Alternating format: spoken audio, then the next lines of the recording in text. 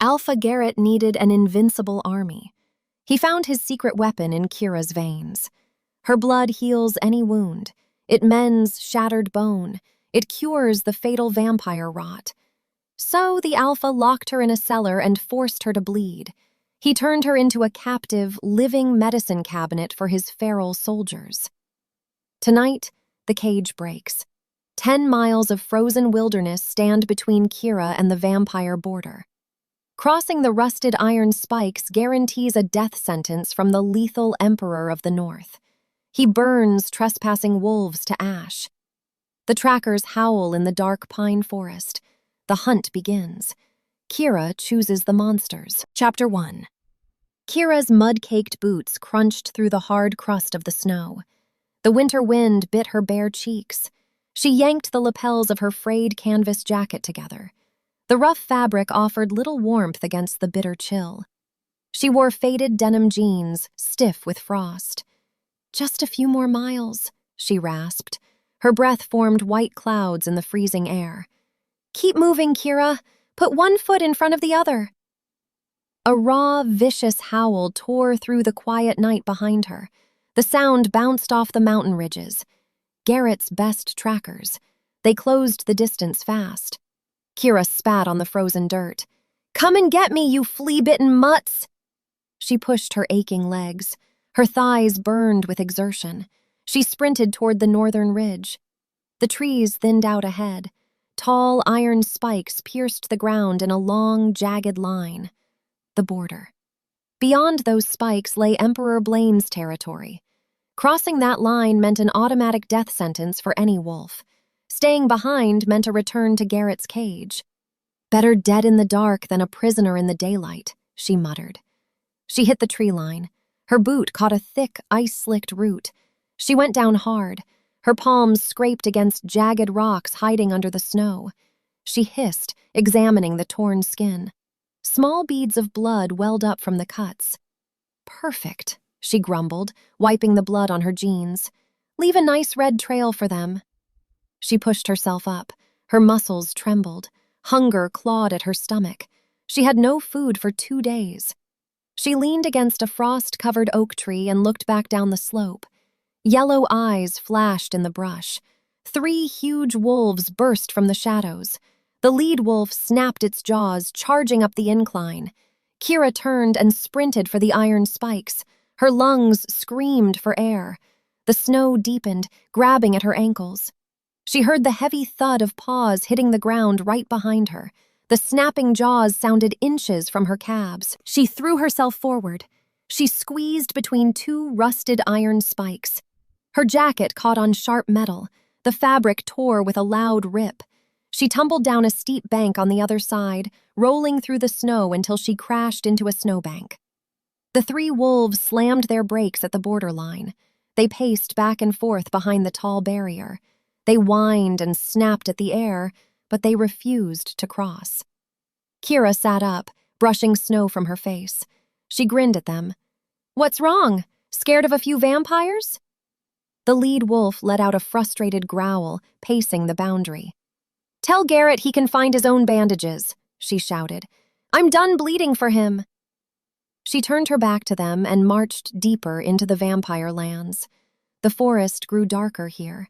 The trees grew thicker, blocking out the moonlight. The silence felt heavy. No birds chirped. No small animals scurried in the brush. "All right, Kira," she whispered, her voice sounding too loud in the dead quiet. "You made it. Now you just have to avoid getting your throat ripped out by the Emperor." She kept walking. The cold seeped into her bones. Her fingers went numb. She rubbed her arms, trying to generate friction. "A hot meal," she told herself. "That's the goal. Find a warm kitchen, steal some bread, sneak back out." She knew it was a lie. There was no sneaking out of vampire territory. They had blinding speed. They had heightened senses. But she needed a goal to keep her legs moving. The terrain grew rougher. Sharp rocks replaced the soft dirt. Her boots offered little protection against the jagged edges. She stumbled twice, catching herself on tree trunks before hitting the ground. The hunger pangs twisted her stomach into knots. Stop complaining, she ordered her empty stomach. We'll eat soon. She reached the crest of a small hill and looked down into a snow-filled valley. The wind died down, leaving a strange, unnatural stillness. The hair on the back of her neck stood up. Her instincts flared, warning her of danger. She crouched low to the ground. A loud crash echoed from the valley below. A tree branch snapped with a violent crack. Kira froze. She ducked behind a boulder, clutching her chest. "Please, don't be a guard," she pleaded to the empty air. Another crash. A low, wet snarl followed. That was no vampire. That sounded like a wolf. But the trackers stayed at the border. Kira peeked over the stone. "What in the world is that?" "If I run, I freeze. If I stay, I get caught. Pick a poison, Kira," she muttered. She crept forward, staying low to the snow. She slid down the side of the hill, moving from shadow to shadow. The snarling grew louder. It sounded rabid, vicious, unhinged. She pushed the exhaustion and hunger down. A rabid wolf inside vampire territory meant disaster. "I need to see what I'm dealing with," she whispered, creeping to the edge of the brush. Chapter 2. Kira watched from the safety of the dark brush. A monstrous wolf circled the center of the clearing. It looked wrong. Patches of fur were missing. Foam dripped from its jaws. Its eyes held no intelligence, only feral rage. A stray. A sick, rabid stray. "Where did you come from?" Kira whispered, gripping a snow-covered pine branch. Standing across from the beast was a man. He wore a tailored dark coat and pristine leather boots. A heavy iron ring rested on his right hand. The moonlight caught the sharp angles of his face. He held no weapons. His stance was relaxed, almost bored. Emperor Blaine. "You picked the wrong forest, mutt," Blaine said. His voice cut through the cold air, smooth, calm, and laced with arrogance. The stray lunged. It crossed the distance in a blur of muscle and teeth. Blaine vanished. He moved with a speed Kira couldn't track. 1 second he stood in the snow, the next he appeared beside the wolf. He drove a fist into the beast's ribs. A sharp crack echoed through the trees. The stray yelped and skidded across the ice. "Show off," Kira whispered. The stray scrambled to its feet. It shook its head, tossing foam onto the snow. It charged again, snapping its jaws in a feral frenzy. Blaine sidestepped the attack. He grabbed the wolf by the scruff of its neck and slammed it into a thick pine tree. The trunk shuddered. Snow rained down from the branches. "Stay down," Blaine ordered. The stray ignored the command. It twisted its body, thrashing in the Emperor's grip. Its jaws snapped inches from Blaine's face. "Disgusting creature," Blaine spat. He reached to snap the beast's neck. In that split second, the stray thrashed backward. It found an opening. Its teeth sank deep into Blaine's shoulder, tearing through the dark fabric and biting right into flesh. Blaine roared. He grabbed the wolf's head with both hands and twisted. A loud, sickening snap filled the clearing. The stray went limp. Blaine tossed the heavy carcass aside like a broken toy. Kira let out a breath she didn't know she held. "Fight is over." She expected the Emperor to walk away. Instead, Blaine stumbled. He gripped his torn shoulder. He swayed on his feet, his soles slipping on the ice. He dropped to his knees. "What's happening?" Kira asked the empty trees. Blaine choked. Black, web-like veins crawled up his pale neck from the bite wound. The rabid venom worked fast. His eyes rolled back. He collapsed face first into the snow, motionless. Kira stayed frozen behind the brush. Vampires died from wolf bites. The venom carried a rot that their immortal bodies couldn't fight. No cure existed in their world. If she left him here, the rot would consume him in minutes. The great Emperor of the North, defeated by a random sick stray. "Well, that was anticlimactic," Kira said, stepping out of the shadows. She trudged through the deep snow, approaching the center of the clearing. She kept her eyes on the tree line, scanning for any of Blaine's guards. The forest remained still.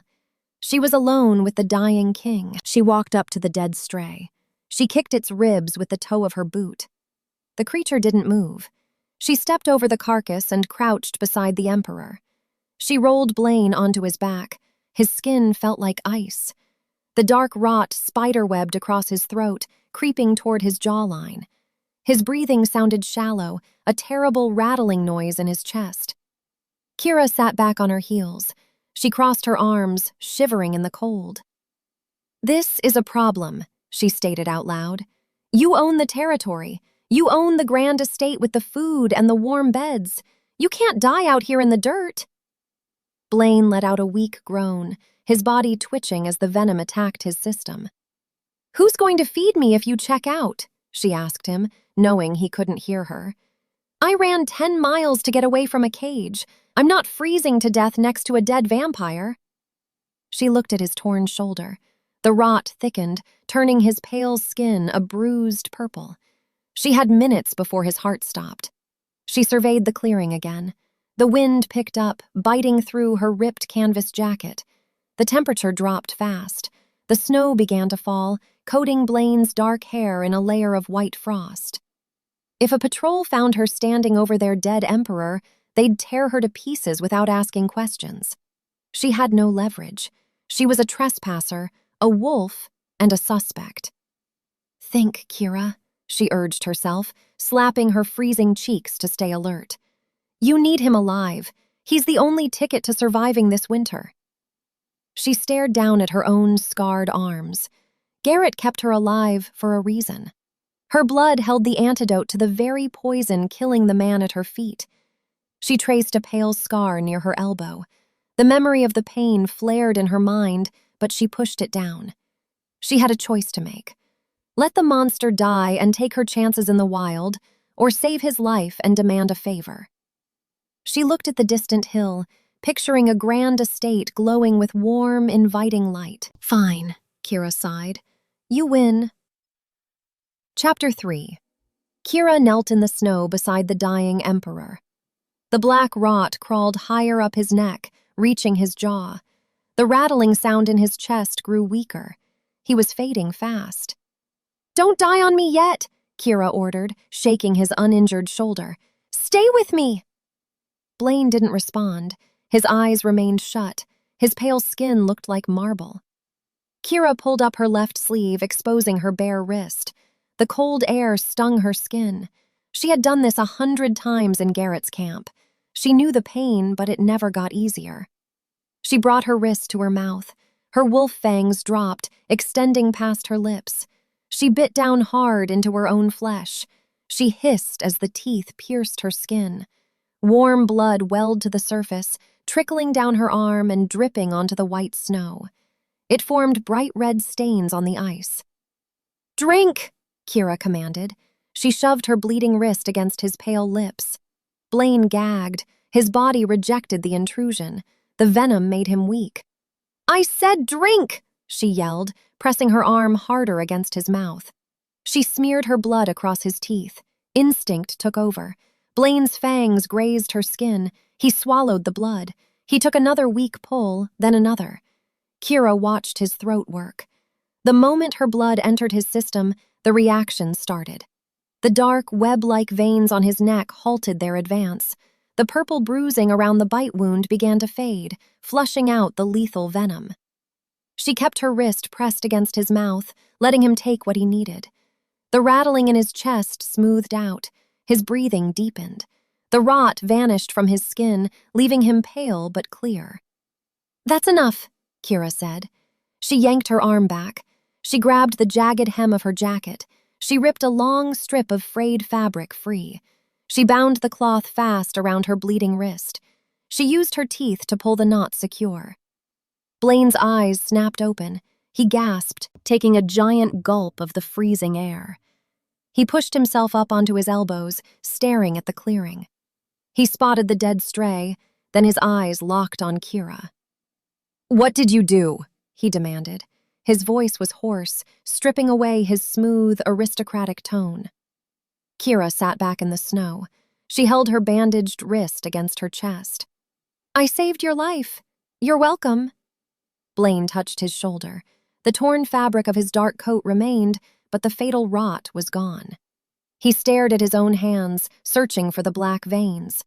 He found nothing. He pushed himself to his feet, swaying before his balance locked in.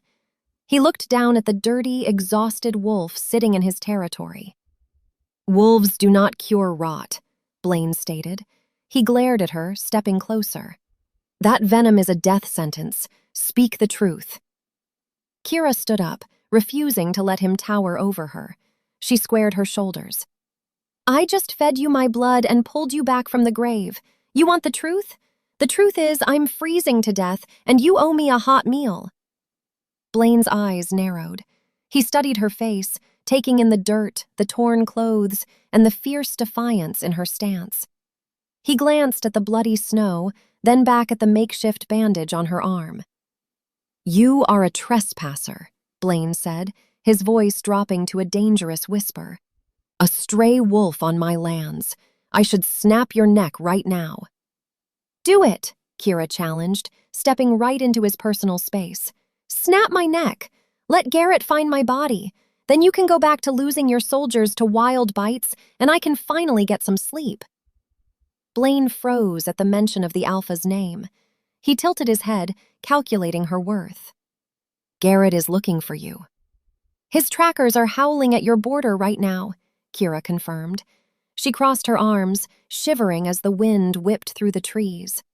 "He wants his walking medicine cabinet back. I suggest we get moving before they decide the iron spikes aren't that scary." Blaine looked at the border, then back to Kira. He smoothed the front of his ruined coat, his aristocratic manners snapping back into place. "Walk," Blaine commanded, pointing toward the distant hill. "Where?" Kira asked, refusing to move blindly. "To the estate," Blaine replied, turning his back on her and striding through the snow. "You want a meal? You'll earn it by telling me everything you know about Garrett's army." Kira let out a sharp laugh. "Deal!" She fell into step behind the Emperor. Her boots crunched the snow. Her body ached, her wrist throbbed, and her stomach cramped with hunger. But she was alive. She had crossed the border, survived the cold, and gained leverage over the most lethal predator in the north. "Hey, Emperor!" Kira called out as they hiked up the slope. Blaine didn't turn around. "What?" "Do you have running water in that giant house?" she asked, eyeing the dirt under her fingernails. "Because I smell like a wet dog." "Shut up and walk," Blaine ordered. Kira smirked. "Yes, Your Majesty." Chapter 4. The heavy iron gates of Ashbourne Manor loomed out of the darkness. Tall stone walls surrounded the property, keeping the wild forest at bay. 2 guards stood at the entrance. They stepped forward, their hands resting on the pommels of their swords. "Open the gates," Blaine ordered. The guards recognized the Emperor. They hauled the heavy iron doors open without a word. They didn't question the dirty, battered wolf walking behind him. They just stared, their eyes tracking Kira's every move. Kira stared back. She kept her chin up, refusing to show the exhaustion dragging at her limbs. They walked up a sweeping cobblestone driveway. The manor stood 3 stories high. High arched windows spilled golden light onto the snow. The stone facade looked ancient, built to withstand a siege. It screamed power. It screamed old money. Blaine pushed open the heavy oak front doors.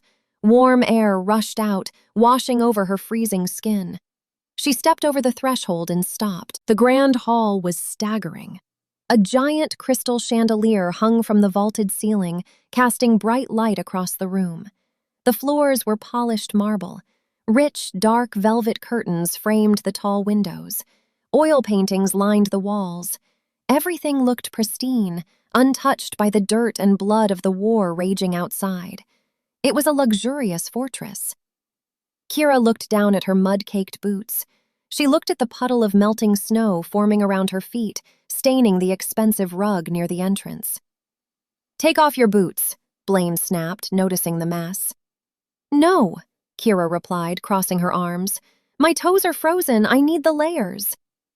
Blaine turned to face her. He took a slow step forward. The polite, relaxed demeanor vanished. He looked like the predator he was. "You are tracking mud into my home. Remove the boots." Kira stood her ground. "I just pulled you out of the dirt. A little water on your rug won't kill you." Blaine stared at her. His jaw tightened. He looked at the ruined fabric of his own coat, then back at her defiant face. He turned and walked down the long hallway, leaving the muddy footprints unchecked. "Follow me," he ordered. Kira smirked, leaving her boots on. She followed him through the grand hall.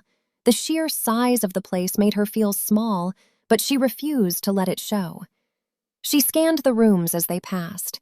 A giant library filled with leather-bound books, a parlor with plush couches. Blaine led her into a large, open kitchen. Copper pots hung from an iron rack above a heavy wooden island. A stone oven sat against the far wall. The room smelled of roasted meat and fresh herbs. Kira's stomach let out a loud, demanding growl. "Sit," Blaine commanded, pointing to a tall wooden stool at the island. Kira climbed onto the stool. She rested her elbows on the clean wood, her torn canvas jacket leaving damp marks on the surface. Blaine walked to a large icebox. He pulled out a plate of cold roasted beef and a loaf of crusty bread. He set the food on the island in front of her. Blaine grabbed a sharp knife, sliced a thick piece of the meat, and slid the plate toward her. "Eat," he said. Kira didn't wait for an invitation. She grabbed the meat with her bare hands. The salt and grease stung the open scrapes on her palms, but she ignored the pain. She tore into the beef. She grabbed a chunk of bread, shoving it in after the meat. She ate like a starved animal, ignoring the Emperor watching her from across the counter. Blaine poured a glass of dark red wine. He set the crystal on the polished table. He leaned against the counter, observing her. "Garrett despises my kind," Blaine said, his voice low. "If you belong to his pack, why are his trackers hunting you with intent to kill?" Kira swallowed a large bite of bread. She reached for a cloth napkin, wiping her chin. She looked at the Emperor, calculating how much to share. "I'll tell you after I sleep," Kira said, meeting his stare. "Right now, I can barely keep my eyes open." Blaine watched her chew. He picked up his wine glass, taking a slow sip. He didn't break eye contact. "You will stay here," Blaine stated, his tone flat and unreadable. "You will rest. Tomorrow you will answer my questions." "And what do I get in return?" Kira demanded. "You get to stay alive," Blaine replied. He turned and walked toward the kitchen exit. "Finish your meal. I will have a guard show you to a guest room. There is a hot bath waiting for you and a heavy wool blanket. Use them."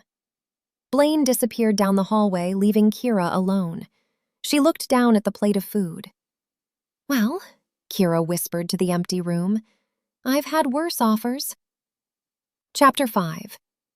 Kira sat in the oversized leather chair in the Emperor's study. She wore a thick gray knit sweater and soft black cotton trousers provided by the estate staff.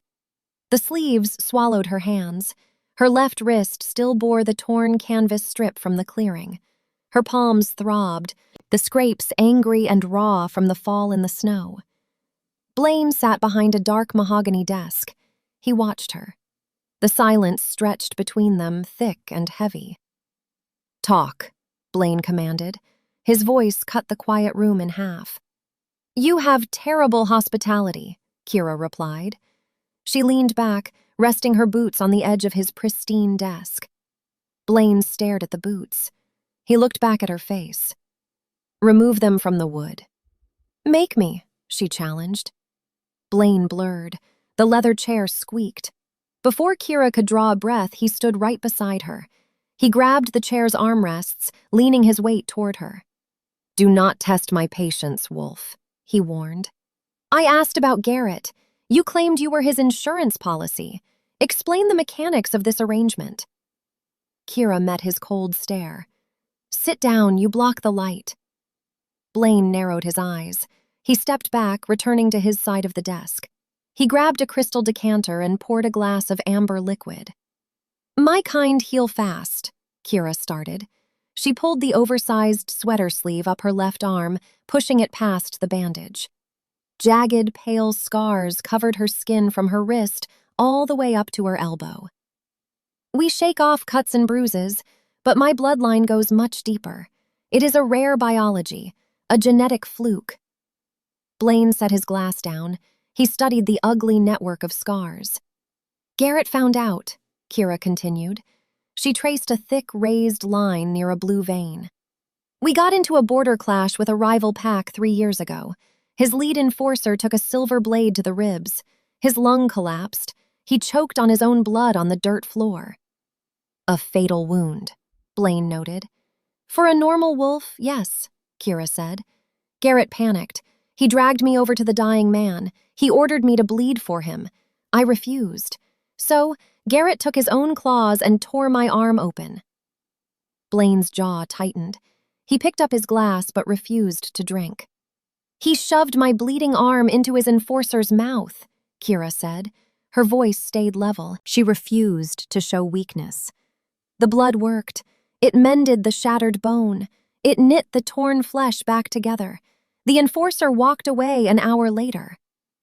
A universal cure, Blaine murmured. A curse, Kira corrected.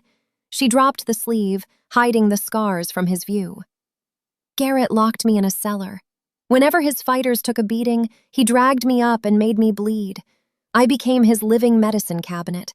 He won every skirmish because his soldiers could not die. Blaine leaned back in his chair. He tapped a single finger against the crystal glass. How many fighters does he command? 50, maybe 60, Kira answered. All hyped up on the knowledge that they can survive a fatal blow. It makes them reckless. They fight without fear. Fear is a necessary survival tool, Blaine said. Tell them that, Kira shot back. They will throw themselves at your guards just to test the boundary. Blaine set the glass down with a sharp click. And the rot? How did you know your blood would cure a vampire? I didn't, Kira admitted. She let out a dry laugh. I guessed. Venom is just another infection.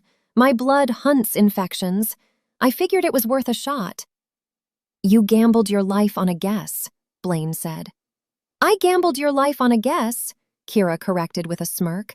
I just wanted to secure a hot meal. Blaine stood up. Garrett will not let a prize like you walk away. Hence the tracking party, Kira said. She pointed a thumb over her shoulder toward the window. He will send more. He needs me to keep his army standing. He will find nothing but ash if he crosses the iron spikes, Blaine stated. You gave me the truth. We are done for the night. Kira pushed herself out of the leather chair. Her muscles ached. The exhaustion hit her like a falling tree. She rubbed her eyes. Where do I sleep? She asked. Blaine walked past her toward the hallway. Follow me. They walked down a long, quiet corridor. The walls held unlit candle sconces. Their footsteps echoed on the cold stone floor. Blaine stopped at a heavy oak door. He pushed it open, revealing a dark guest room. Get some sleep, Blaine ordered. Tomorrow we test your combat skills. I just walked 10 miles in the snow, Kira argued. I refuse to fight you tomorrow. You reside in my house, Blaine replied. You follow my rules. Kira glared at him. She stepped into the room and grabbed the edge of the door. Good night, Emperor. She slammed the heavy door in his face. The wood rattled in the frame. She turned around and surveyed the room. A large bed sat in the center. She walked straight to the mattress, collapsed onto the sheets, and let the darkness take her. Welcome back to Linas' Romantasy collection, where the alphas are ruthless, but our heroines always hold the real power. Quick question for the pack before we cross the border into today's chaos. What is your ultimate survival snack? Tell me in the comments and drop a wolf emoji if you would rather freeze in the snow than bow to a bad alpha. Today, we bring you a brutal and hilarious fight for survival. It features a hunted Omega with a lethal secret, an arrogant vampire emperor, and a garlic prank that hits the mark. But before we draw our silver blades, if you want to support the channel and unlock early access to stories like this, hit that join button down below. It keeps the winter chill out and the audiobooks coming. Now check your gear and take a breath. The alpha is hunting, but the emperor is waiting. Let's read. Chapter 6. Morning light hit Kira's face. She groaned, rolling over on the thick mattress. Her muscles screamed in protest. The aches from her run through the snow set deep into her bones. She sat up, rubbing her face. "Time to move," she told the empty room. She pushed herself out of bed. She found her way out of the guest room and wandered down the long stone corridors. The estate felt empty. No guards patrolled the inner halls. No servants rushed past with trays of food. The silence put her on edge. She followed a warm breeze to a set of tall double doors. She pushed them open and stepped into a glass-walled conservatory. Exotic green plants filled the space. Bright, blinding sunlight poured through the glass roof, illuminating the stone floor. Emperor Blaine stood in the dead center of the room. The sunlight washed right over him. Kira froze. Her heart hammered against her ribs. She braced herself to watch the vampire burn to ash. She waited for the screaming. She waited for the smoke. Nothing happened. Blaine turned around. He held a small watering can, tipping water into a potted fern. He looked at her, his expression bored. "Close your mouth, Wolf," Blaine instructed. "You look foolish." Kira stepped into the conservatory. She squinted against the glare. "You are standing in the sun." "A sharp observation," Blaine replied. He set the watering can on a stone bench. "Vampires burn in the sun," Kira argued, pointing a finger at his chest. "That is a known fact.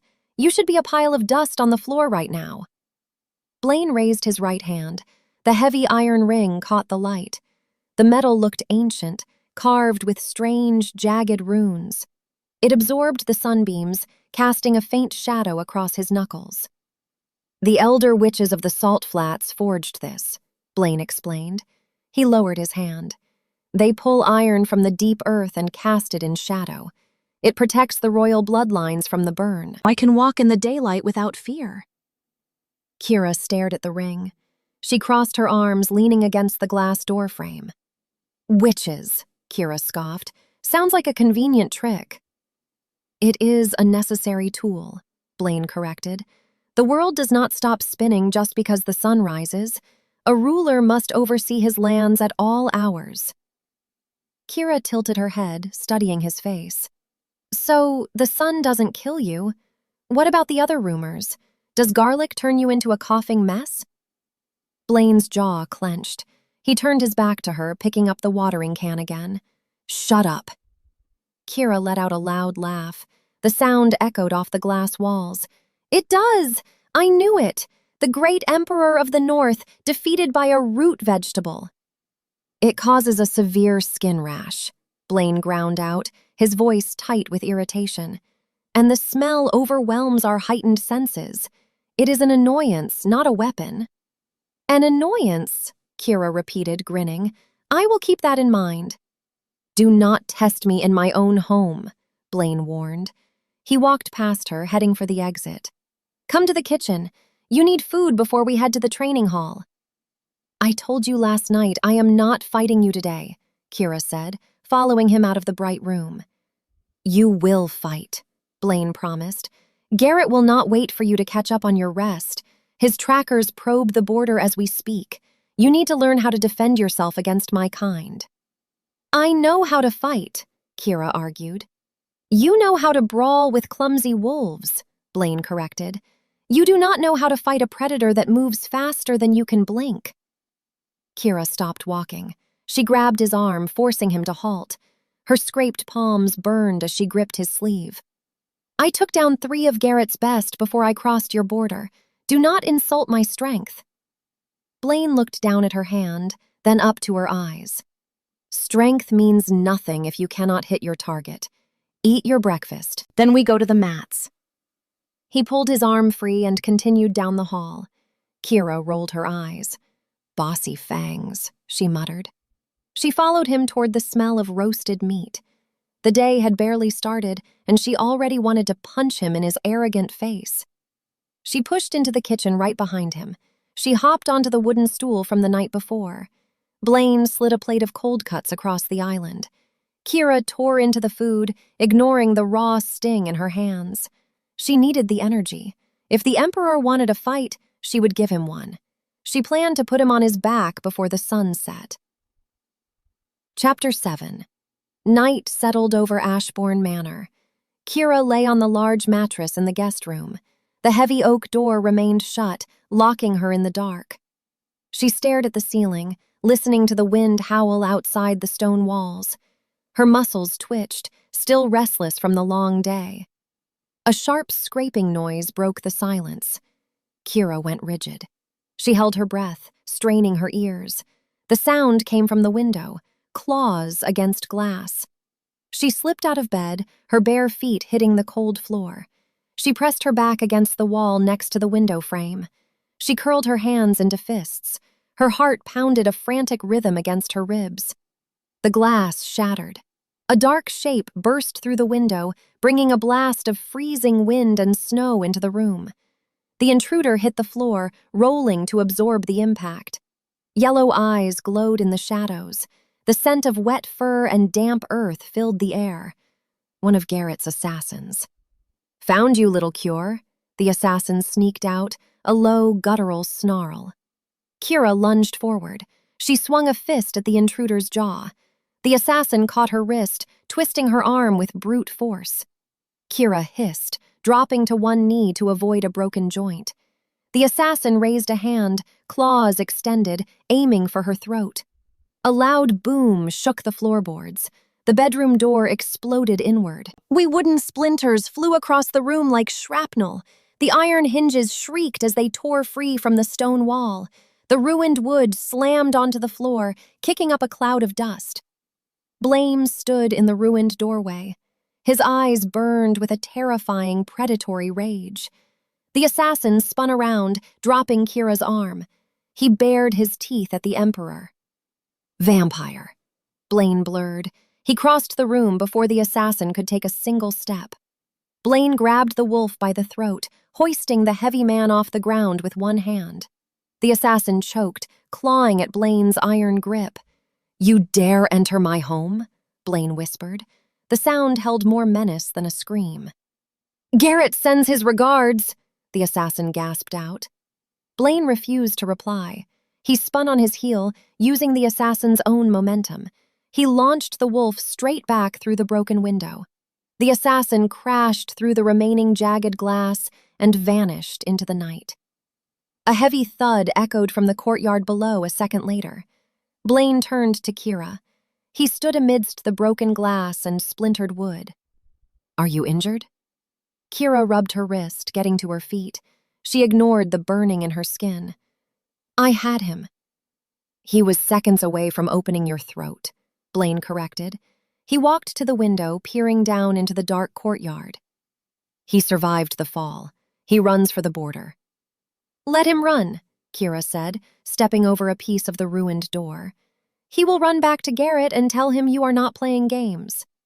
"This is unacceptable," Blaine stated. He kicked a chunk of the heavy oak door out of his path. The wood skittered across the floor. "They bypassed my outer guards. They scaled the eastern wall." "They are desperate," Kira reminded him. She grabbed the gray knit from the end of the bed and pulled it on against the freezing wind blowing through the broken window. "Garrett needs his medicine cabinet back. He will throw bodies at your walls until he gets me." Blaine surveyed the wrecked room. The wind tore the velvet curtains. Snow drifted onto the rug. The door lay in pieces. The space offered zero protection. "Grab your boots," Blaine ordered. "Why?" Kira asked, retrieving the footwear from the corner. "This room is compromised," Blaine explained. He pointed at the shattered door frame. "You cannot sleep in an unsecured space. An open door is an invitation." "I will sleep with one eye open," Kira argued. "I refuse to let Garrett's lapdogs chase me out of a warm bed." "You will do as I command," Blaine snapped, his patience evaporating. "I refuse to play nursemaid to a stubborn wolf.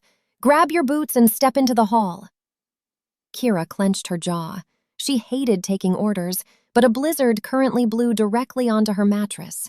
She scooped up her boots and marched out of the ruined room. "Fine," she snapped. "Lead the way, Emperor!" Blaine marched down the hallway. He did not head toward the other guest wings. Instead, he took a sharp turn into a private, restricted corridor. The walls here featured elaborate tapestries and polished armor stands. "Where are we going?" Kira demanded, trailing behind him. "To the only secure room left on this floor," Blaine answered, not looking back. He stopped in front of two identical grand doors at the end of the hall. He pushed the right door open, revealing a pristine, untouched bedroom. "My quarters are on the left," Blaine said, pointing to the adjacent door. "You will sleep here. I will hear a pin drop in this room. If another assassin breaches the walls, they have to go through me to reach you." Chapter 8. Kira stood in the center of the new bedroom. She dropped her boots on the pristine rug. She crossed her arms, staring at the walls separating her room from Blaine's private quarters. Forced proximity. The Emperor placed her right next to his own bed. "I don't need a bodyguard," Kira yelled toward the wall, hoping he could hear her. "You need a keeper," Blaine's voice carried through the stone, clear and sharp. "Go to sleep." Kira kicked the leg of the bed frame. "Arrogant fangs," she muttered. She refused to sleep. The adrenaline from the assassin's attack pumped through her veins. She paced the length of the room. She walked from the heavy wardrobe to the tall, locked window, counting her steps. She hated being caged, even in a luxurious fortress. The next morning, Kira walked out of her room. She found Blaine standing in the hallway waiting for her. "We fixed the breach today," Blaine announced. He started walking toward the main staircase. "You have staff for that," Kira pointed out, following him. "My staff cleans floors and cooks food," Blaine corrected. "They do not fight. We need to secure the eastern wall and the ruined bedroom. The door stays broken until the carpenter arrives next week. We must barricade the entrance." They reached the damaged guest room. The ruined door remained in pieces on the floor, right where Blaine destroyed it the night before. Snow covered the mattress. The wind whistled through the shattered window. "This is a mess," Kira observed, stepping over the splinters. "Grab the mattress," Blaine ordered. "We push it against the window frame." Kira walked to the bed. She gripped the edge of the thick mattress. Her torn skin flared as she hoisted the heavy fabric. Blaine took the other side.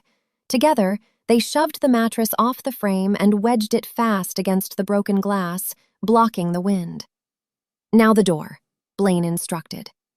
Kira looked at the shattered wood on the floor. "You want to rebuild it like a puzzle?" "We use the heavy wardrobe," Blaine said, pointing down the hall. They walked to an empty adjacent room. A tall, solid oak wardrobe stood against the wall. Kira grabbed one side, Blaine grabbed the other. They pushed the heavy furniture down the corridor. Kira used her brute wolf strength, driving her legs into the floor. Blaine matched her pace without breaking a sweat. They slid the wardrobe in front of the ruined doorframe, blocking the entrance. "A temporary fix," Blaine muttered, dusting off his hands. "It works," Kira said. She leaned against the wall, catching her breath. "So, what now? Do we sit around and wait for Garrett to send another stray through the roof?" "We prepare," Blaine answered. He turned to face her. "Follow me." Blaine led her down to the lowest level of the estate. The air grew damp and cold. He stopped in front of a reinforced steel door. He pulled a heavy key from his pocket, unlocked the deadbolt, and pushed the door open. Kira stepped inside and stopped dead in her tracks. The armory. Racks of weapons lined the stone walls. Swords, daggers, halberds, and crossbows gleamed in the dim light. "Pick your poison," Blaine said, gesturing to the racks. Kira walked down the aisle. She reached for a long, beautiful blade resting on a wooden stand. The metal shined with a brilliant, lethal polish. "Do not touch that," Blaine barked, stepping forward. Kira snatched her hand back. "Why?" "It is pure silver," Blaine explained. "It will burn the flesh right off your fingers." Kira frowned. She looked at her bare hands, the scrapes still visible on her palms. She remembered the lore. Wolves could not handle silver without severe consequences. It roasted their skin on contact. "I need a weapon," Kira argued. "I refuse to fight Garrett's army with my bare knuckles." Blaine walked to a heavy wooden chest in the corner of the room. He flipped the lid open and dug through the contents. He pulled out a pair of thick leather gloves. He tossed them across the room. Kira caught the gloves. She inspected the material. They felt stiff and durable, designed for heavy combat. "Put them on," Blaine instructed. Kira slid her hands into the gloves. The thick leather covered her wrists, overlapping the edge of her left arm. She flexed her fingers, getting a feel for the material. It restricted her movement, but it offered total protection. "Now pick it up," Blaine said, nodding toward the silver blade. Kira reached out. She grabbed the hilt of the sword. The heavy leather shielded her skin from the burning metal. She lifted the blade, testing the weight and balance. It felt perfect. "Garrett is going to hate this," Kira said, a fierce grin spreading across her face. "That is the goal," Blaine agreed. He grabbed a standard steel sword from the rack. "Let us head to the training hall. I need to see if you actually know how to swing that thing, or if you are just going to cut your own foot off." Kira gripped the silver hilt tight. "Lead the way, Emperor!" Chapter 9. Kira followed the Emperor down the lower corridor. The long silver blade felt foreign in her hands. The thick hide of her protective gear restricted her fingers, making it difficult to find a comfortable grip. She squeezed the hilt, testing the tension in her forearms. The metal hummed with a faint, lethal vibration. A single slip, a single tear in the protective material, and the weapon would roast her flesh straight to the bone. "Keep the tip pointed at the floor," Blaine ordered.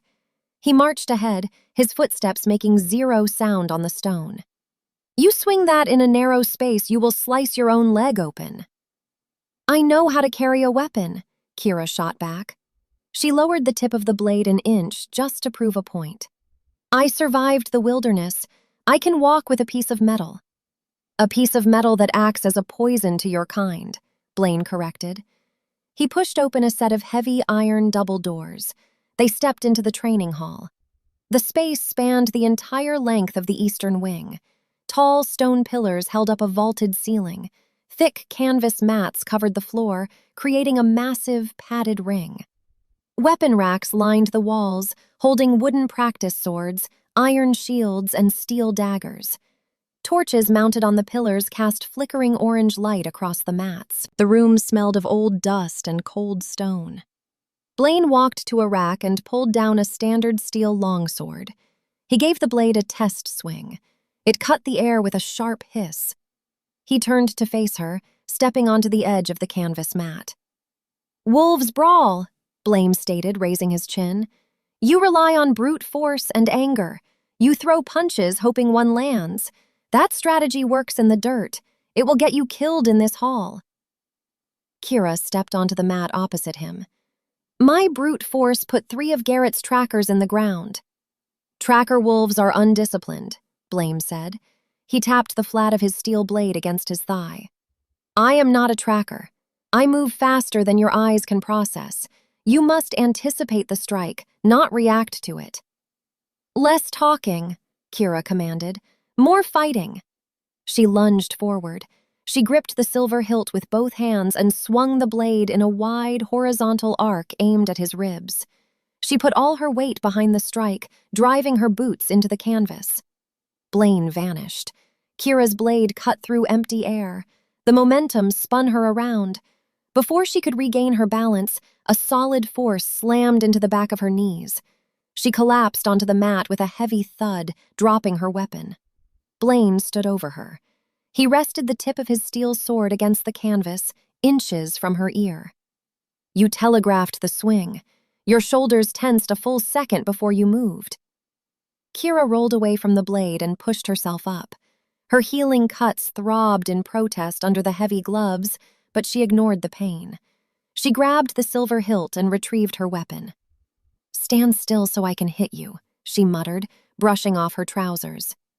"An enemy will never grant you a stationary target," Blaine replied. "Try again." Kira squared her stance. She held the weapon with a firmer grip. She watched his shoulders, looking for a tell. She charged again, faking a high strike before dropping low to sweep his legs. Blaine sidestepped the sweep. He brought the flat of his sword down on her wrist. The thick hide absorbed the blow, but the impact sent a shockwave up her arm. Her fingers went numb. The silver blade clattered to the floor. "You rely too much on momentum," Blaine critiqued, circling her. "When you miss, you leave your entire back exposed. A vampire would take your head before you could turn around." Kira rubbed her forearm. Frustration bubbled in her chest. She snatched the weapon off the floor. "You do not fight fair." "War has no rules," Blaine said. "Garrett will not fight fair. He will bring numbers. He will bring teeth. You must be lethal, precise, and cold." Kira nodded. She forced the anger down. She analyzed his stance. He stood relaxed, his weight balanced on both feet. She mirrored his posture. She kept her elbows tucked in close to her ribs. She attacked again. This time, she kept the swings short and controlled. She slashed at his chest. Blaine parried the blow. Steel clashed against silver. The sound rang out, echoing off the stone pillars. Sparks showered the mat. Kira did not overextend. The moment their blades locked, she stepped back, denying him an opening. "Better," Blaine noted, a hint of approval in his voice. "Keep your guard up." They ran the drills for an hour. Kira attacked. Blaine deflected. The physical exertion took a toll. Sweat dripped down her forehead. Her breaths came in sharp, ragged gasps. The silver weapon felt heavier with every swing. The thick, protective gear trapped the heat against her skin, making her hands slick with sweat. Blaine pushed her to the edge of her endurance.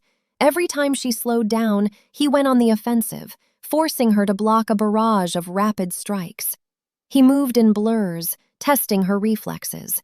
She learned to listen to the shift of his boots on the canvas, predicting his movements before he vanished. Kira deflected a heavy overhead strike. The force drove her to one knee. She held the block, grinding her teeth as she pushed back against his steel. "Enough," Blaine commanded. He pulled his sword away and stepped back. Kira dropped the silver blade onto the mat.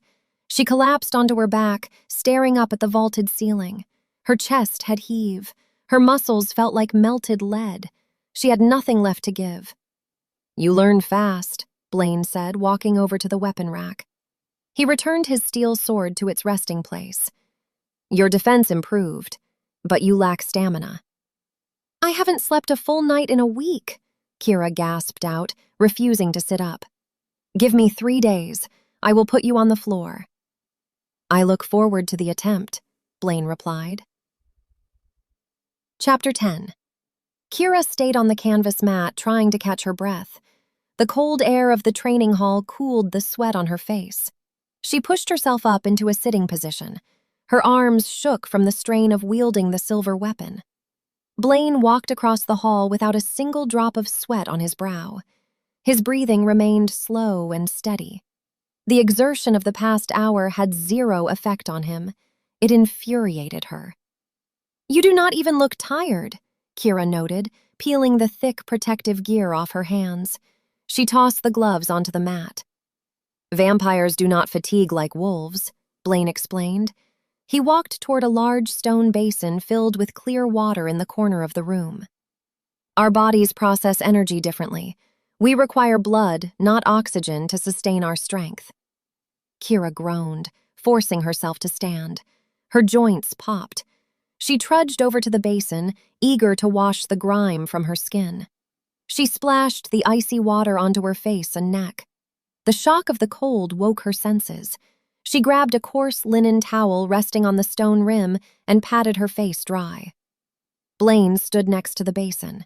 He did not move away. He stayed close, his presence a heavy, imposing shadow. He tilted his head. He took a slow, deep breath, pulling the air through his nose. "Bergamot and crushed mint," Blaine murmured. His voice dropped an octave, losing its usual arrogant edge. Kira froze. She lowered the linen towel. She turned her head, realizing he stood mere inches from her shoulder. "What did you say?" Kira asked, her voice tight. "Your scent," Blaine clarified.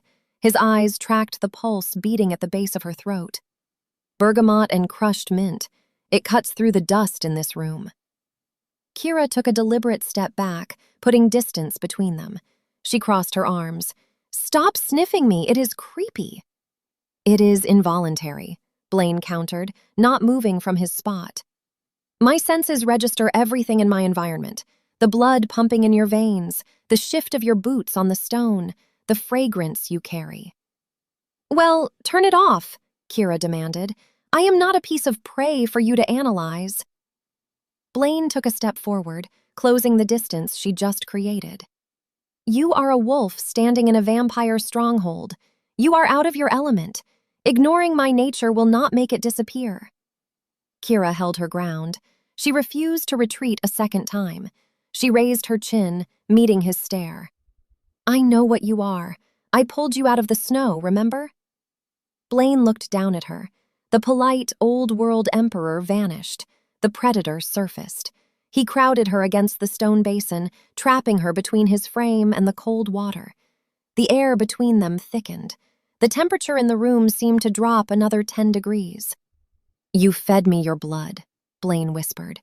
He reached out, stopping his hand a hair's breadth from the healing cuts on her left arm. "You bound us together in the snow. Do not pretend you do not feel the pull." Kira's breath hitched. She hated that he was right. The moment her blood entered his system, a strange, magnetic tension formed between them. It sparked every time he walked into a room. It flared during their spar on the mats. She wanted to punch him, and she wanted to pull him closer. The contradiction drove her mad. "I did what I had to do to survive," Kira stated. She kept her voice steady, refusing to let him see the effect he had on her. "Survival," Blaine repeated, testing the word. His gaze dropped to her lips. "Is that all this is?" He leaned closer. His cold aura washed over her skin. Kira gripped the edge of the stone basin. Her wolf instincts screamed at her to fight or run, but her feet stayed planted on the floor. She watched his dark eyes, waiting for his next move. A loud, booming knock echoed through the training hall. The heavy iron doors swung open. A guard stepped into the room, his armor clanking in the quiet space. Blaine stepped back, his posture snapping back to rigid control in a fraction of a second. He turned his head to address the interruption. "Report." Kira let out a quiet breath, her grip on the basin loosening. Her heart hammered a frantic rhythm against her ribs. "Emperor," the guard spoke, bowing his head. "We have a situation at the front gates. A lone wolf approached the perimeter." Kira stepped around Blaine. The tension of the moment shattered, replaced by immediate danger. "A scout." "Did he cross the borderline?" Blaine asked, his tone flat and authoritative. "No, Emperor," the guard replied. "He stands on the edge of the tree line. He demands an audience. He claims to carry a message from Garrett." Blaine looked at Kira. The predator vanished, replaced by the ruler of the North. "Let us hear what the Alpha has to say." Kira grabbed her thick protective gear off the mat. She scooped up the silver weapon, securing her grip on the hilt. She wanted Garrett's pack to see her armed and standing by the Emperor's side. "Lead the way," Kira said. Chapter 11. Kira and Blaine walked out of the training hall and headed for the front courtyard. The estate remained quiet, but the tension hung thick in the corridors. Guards stood at attention near every doorway, their hands resting on the hilts of their swords. The news of a wolf at the border put the entire manor on high alert. They reached the grand hall and pushed through the heavy oak front doors. The biting cold of the winter night hit Kira like a physical blow. Snow fell in large, thick flakes, coating the cobblestone driveway in a fresh layer of white. Kira pulled her sleeves down over her wrists. She gripped the silver weapon, the protective gear shielding her skin from the burning metal. They marched down the driveway toward the towering iron gates. 2 guards stood on the inside, watching the dark tree line beyond the bars. "Hold your position," Blaine ordered the guards. He stepped right up to the iron gate. Kira flanked him, standing shoulder to shoulder with the vampire. She peered through the vertical bars into the dark forest. The moonlight revealed a jagged scar across the man's right cheek. Cobb, one of Garrett's most ruthless enforcers. He wore no coat, standing in the freezing snow in just a torn shirt and leather pants. The cold did not bother him. Cobb stopped 10 feet from the iron spikes. He sneered, his yellow eyes locking onto Kira. "Look at you," Cobb spat, his voice rough and loud. "Hiding behind a bloodsucker. Garrett thought you died in the cold. Turns out you just found a new master." Kira gripped the iron bars with her free hand. "I don't have a master, Cobb. Tell Garrett to choke on dirt." Cobb laughed, a harsh, barking sound. He paced back and forth along the boundary line. "The Alpha wants his property back. He sent me to deliver the terms." Blaine stood in silence. He did not raise his voice, but his words cut through the falling snow with lethal clarity. "Speak your terms and leave my land." Cobb stopped pacing. He glared at the Emperor. "Hand over the blood bank. Send the Omega out past the iron spikes by tomorrow night. If you refuse, Garrett will bring the entire pack. We will tear down these gates. We will burn your stone house to the ground, and we will slaughter every pale freak inside." The guards behind Blaine shifted, their hands tightening on their weapons at the threat. Blaine did not react. He reached through the iron bars, resting a hand on the rusted metal spike marking the border. "Garrett threatens my home over a single runaway wolf. He must be desperate." "She belongs to the pack," Cobb growled, stepping an inch closer to the boundary. "She is pack property." "She is under my protection," Blaine stated. "If Garrett wants her, tell him to come claim her himself. Tell him to bring his army. Tell him to bring every fighter he commands." Cobb bared his teeth, his wolf instincts rising to the surface. "You want a war, leech?" "I want a reason to clear the vermin from my forest," Blaine replied, his voice dropping to a dangerous whisper. "Bring the pack. I need new rugs for the Grand Hall." Cobb's confidence faltered. He took a step back, intimidated by the sheer lack of fear radiating from the Emperor. The vampire lord did not bluff. He welcomed the slaughter. "Tomorrow night," Cobb yelled, retreating toward the safety of the dark trees. "You seal your own graves." The enforcer turned and sprinted into the forest, disappearing into the falling snow. Kira watched the tree line for a long moment, ensuring he was gone. She released her grip on the iron bars. Her knuckles ached from the cold. "He is not bluffing," Kira said, turning to Blaine. "Garrett will bring everyone. He cannot afford to look weak in front of his enforcers. If he issues a threat and fails to follow through, the pack will tear him apart." "I know," Blaine said, turning his back on the forest. He walked toward the manor. Kira hurried to keep up with his long strides. "So, what is the plan? We have 1 day to prepare. How many guards do you have in the estate?" 40, Blaine answered. "Trained soldiers.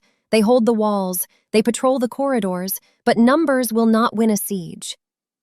"Garrett has 60, Kira warned him. 60 fighters who know my blood can heal their fatal wounds. They will fight like mad dogs." "Then we ensure they receive wounds they cannot heal," Blaine said, opening the heavy oak doors to the grand hall. The warm air washed over them, melting the snow on their clothes. "We lock down the perimeter. We distribute the silver weapons from the armory to the top fighters." Kira stepped inside, shaking the frost from her hair. "Garrett will shift. He will use his beast form to break the front gates. If he gets inside the courtyard, his sheer size will crush your guards." "I will handle Garrett," Blaine stated, his tone leaving no room for argument. "I will sever his head from his shoulders." Kira looked at the Emperor. She saw the lethal certainty in his eyes. She nodded, gripping her own silver weapon. The war was coming to their doorstep, and she refused to hide in a guest room while they fought her battles. Chapter 12. Morning arrived with a tense silence hanging over Ashbourne Manor. The guards rushed through the corridors, reinforcing the windows and preparing the courtyard for the impending siege. Kira found herself restless. The adrenaline of the coming battle made it impossible to sit still. Her stomach let out a loud rumble. She needed food. Kira walked to the large estate kitchen. The cooks were busy moving crates of supplies down to the cellars to protect the rations. She slipped past them, wandering into the deep pantry attached to the main cooking area. The pantry held rows of wooden shelves stocked with dried meats, heavy sacks of flour, and root vegetables. She grabbed an apple from a woven basket and took a bite. The crisp flavor hit her tongue. As she chewed, her eyes scanned the top shelf. A thick braid of garlic hung from a wrought iron hook. Kira stopped. She stared at the hanging bulbs. The conversation in the bright conservatory flashed in her memory. Blaine admitted the lore held truth. The pungent root caused a severe skin rash and overwhelmed their heightened senses. He called it an annoyance. A slow grin spread across Kira's face. The tension of the impending war weighed heavy on the estate. She needed a distraction. She needed to knock the arrogant emperor down a peg. She reached up and pulled a single bulb free from the braid. She used her thumb to peel away the papery skin, exposing the cloves inside. The pungent, sharp aroma flooded the small pantry. Kira pocketed the peeled garlic and walked out of the kitchen. She navigated the stone corridors, heading straight for Blaine's private study. She found the heavy wooden door open. The study sat empty. Blaine was down in the armory or checking the perimeter walls. Kira slipped inside. The room smelled of old paper and leather. She walked behind the large mahogany desk. Stacks of ledgers and maps sat organized in perfect, neat piles. She reached into her pocket and pulled out the peeled garlic. She placed the pungent root directly next to his crystal inkwell, right in the center of the desk. "Let us see how much of an annoyance this is," Kira whispered. She backed out of the study and retreated down the hallway. She found a shadowed alcove near a decorative suit of armor and stepped inside. She leaned against the cold stone wall, crossing her arms, and waited. 10 minutes passed. Footsteps echoed down the corridor. Blaine walked past her hiding spot, his posture rigid, his mind focused on the war preparations. He did not notice her standing in the shadows. He turned the corner and stepped through the open door of his study. Kira held her breath. A beat of silence passed.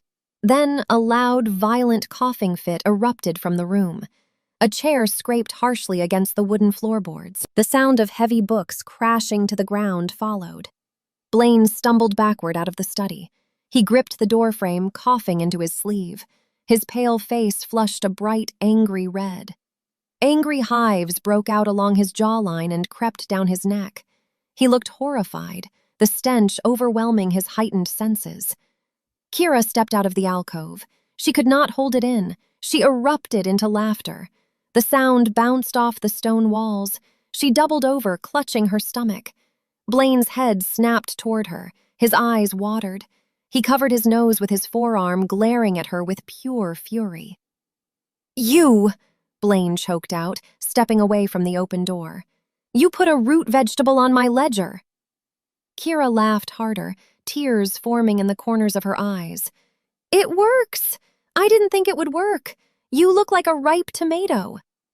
"This is not a joke," Blaine rasped, his voice tight. He scratched at the hives on his neck. "The stench is burning my throat." "You said it was an annoyance," Kira pointed out, gasping for air between laughs. "I was just testing your limits." Blaine took a threatening step toward her, but the smell wafting from the study forced him to halt. "I will throw you out the highest window in this manner." "You have to catch me first," Kira taunted, taking a step back. "And right now you can barely breathe." Blaine glared at her, the red flush spreading to his ears. But as he watched her laugh, the fierce rage in his eyes flickered. The heavy, suffocating dread of Garrett's impending attack lifted from the corridor. For a brief moment, the war did not exist. There was only the ridiculous sight of a terrifying vampire lord defeated by a piece of garlic. "Get a servant to remove it," Blaine ordered, turning his back on the study. He started walking down the hall, desperate for fresh air. "And burn the desk." Kira leaned against the wall, wiping a tear from her cheek. "Whatever you say, Emperor." Chapter 13. Blaine recovered from his coughing fit by mid-afternoon. The red hives faded from his neck, and his breathing returned to a slow, controlled rhythm. He found Kira waiting in the lower corridors. She leaned against the stone wall, tossing the thick leather gloves from one hand to the other. "Are you ready to surrender to the root vegetables?" Kira asked. A smug grin stretched across her face. "Pick up the blade," Blaine ordered. He did not smile. He pushed open the heavy iron double doors and stepped onto the canvas mat. "You need to learn how to fight a target that actually moves." Kira pulled the hide gloves over her fingers. She walked to the weapon rack and grabbed her silver sword. The metal hummed, heavy and lethal in her grip. She stepped onto the mat opposite the Emperor. "I know how to fight," Kira stated. She raised the silver hilt, keeping her elbows tucked close to her ribs. "You know how to swing a piece of metal," Blaine corrected. He pulled a standard steel longsword from the rack. "Garrett will not stand still and let you strike him. He will use his beast form. He will use his weight to crush you." "Garrett is a brute," Kira said. She shifted her boots on the canvas, testing her balance. "I am faster than him." "But you are not faster than me," Blaine replied. He vanished. Kira did not blink. She swung the silver blade in a wide, horizontal arc, aiming for the empty space to her left. Her instincts screamed a warning. The heavy weapon cut through the air, hitting nothing. A blunt force slammed into the back of her knees. Kira collapsed onto the mat with a hard thud. Her teeth rattled. The silver sword clattered out of her grip, skidding across the canvas. Blaine stood right behind her, the flat of his steel weapon resting against her shoulder.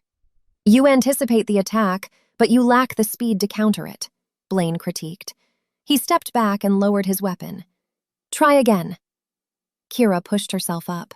Her muscles ached, but frustration fueled her movements. She scrambled across the mat and retrieved her sword.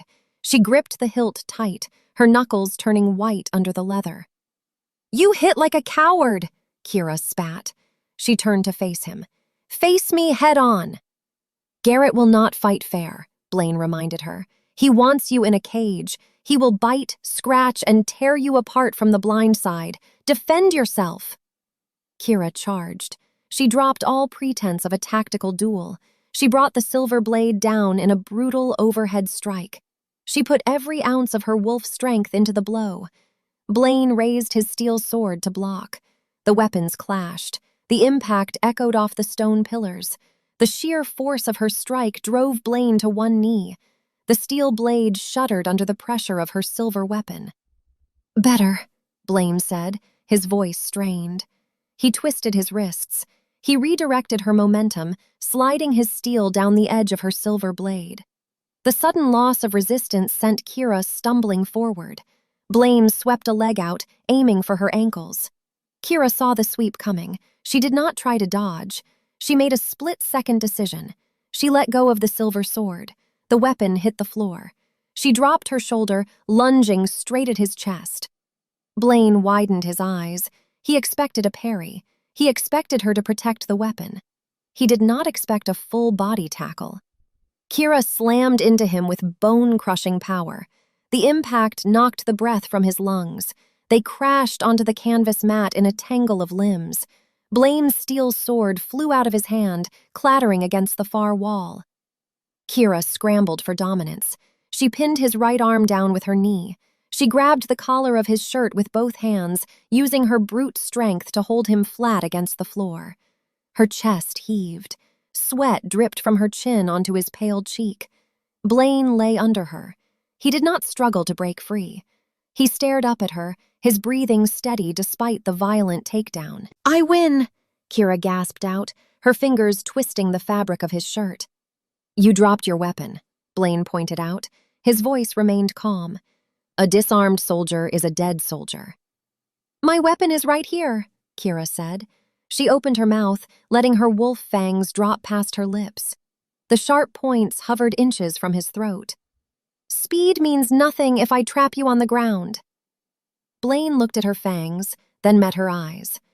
"A reckless tactic. You sacrificed your defense for a single strike." "It worked," Kira argued, refusing to release her grip. It did, Blaine conceded. He tilted his head back against the mat. You adapt. That will keep you alive. Kira let out a long breath. She retracted her fangs and released his collar. She rolled off his chest, collapsing onto the canvas beside him. Her limbs felt like lead. She stared at the vaulted ceiling, waiting for her heart rate to slow down. Blaine sat up. He smoothed the front of his shirt. We are done for the day. You have the strength. Tomorrow you will need the endurance. Chapter 14. The sun dipped below the horizon, casting long, dark shadows across the estate. The cold wind howled, rattling the glass panes in the high windows. Night arrived, bringing the promise of a siege. Kira walked out of the training hall. She kept the thick gloves on her hands and the silver blade strapped to her side. She found Blaine standing in the grand hall. He gave quiet orders to his top guards. The soldiers held long silver spears, their faces set in grim lines. Are the walls secure? Kira asked, stepping up beside the Emperor. Every gate is locked, Blaine answered. He dismissed the guards with a wave of his hand. The perimeter is on lockdown. We wait for them to make the first move. Garrett is a coward, Kira stated. She looked toward the heavy oak doors. He will send his scouts to test our defenses before he risks his own hide. Then we will give his scouts a message to take back, Blaine said. He turned and pushed the front doors open. The freezing air rushed into the hall. Kira followed him out into the courtyard. The snow crunched under their boots. The estate grounds sat in total darkness. The guards extinguished the torches to avoid giving the enemy easy targets. They marched down the cobblestone driveway. The towering iron spikes of the front gates loomed ahead. Kira scanned the distant tree line. Yellow eyes glowed in the shadows of the pine branches. Dozens of them. The trackers. Blaine stopped a few feet from the gates. He stood tall, his posture radiating arrogance and power. He did not draw a weapon. Garrett! Blaine's voice boomed across the empty expanse. The sound carried over the howling wind, echoing through the dark forest. I see your mutts hiding in the brush. The yellow eyes in the trees shifted. Low, rumbling growls drifted across the snow. Your alpha issued a demand, Blaine shouted, projecting his words with lethal clarity. He demanded the Omega. He demanded his property. Kira stepped up to the iron bars. She grabbed the rusted metal, stepping out of the shadows to ensure the trackers saw her face. She raised her chin, standing her ground by choice. Tell Garrett I decline his terms, Blaine continued. He raised his chin, mocking the hidden wolves. Tell your alpha I am keeping the wolf. She resides under my roof. She eats at my table. She fights with my steel. A loud, vicious howl erupted from the tree line. The sound held pure fury. Several trackers stepped out of the shadows, baring their teeth at the Emperor. Do you plan to bark all night? Kira yelled, adding her own voice to the taunt. Garrett promised a war. I see nothing but stray dogs shivering in the snow. The lead tracker snapped his jaws. He charged toward the borderline, kicking up a cloud of white powder. He hit the invisible boundary and stopped, pacing back and forth just out of reach. He growled, glaring at Kira. You belong in a cage, Omega, the tracker snarled. Come put me in one, Kira challenged. She drew the silver blade from her side. The metal caught the faint moonlight, gleaming with a deadly edge. Cross the line, I dare you! The tracker eyed the silver weapon. He took a step back, intimidated by the lethal metal. He looked at the towering vampire lord standing beside her, calculating the odds of a direct assault. The odds looked terrible. Your alpha hides behind his enforcers, Blaine mocked, his tone dripping with contempt. He sends pawns to do the work of a king. If he wants his prize, he must bleed for it.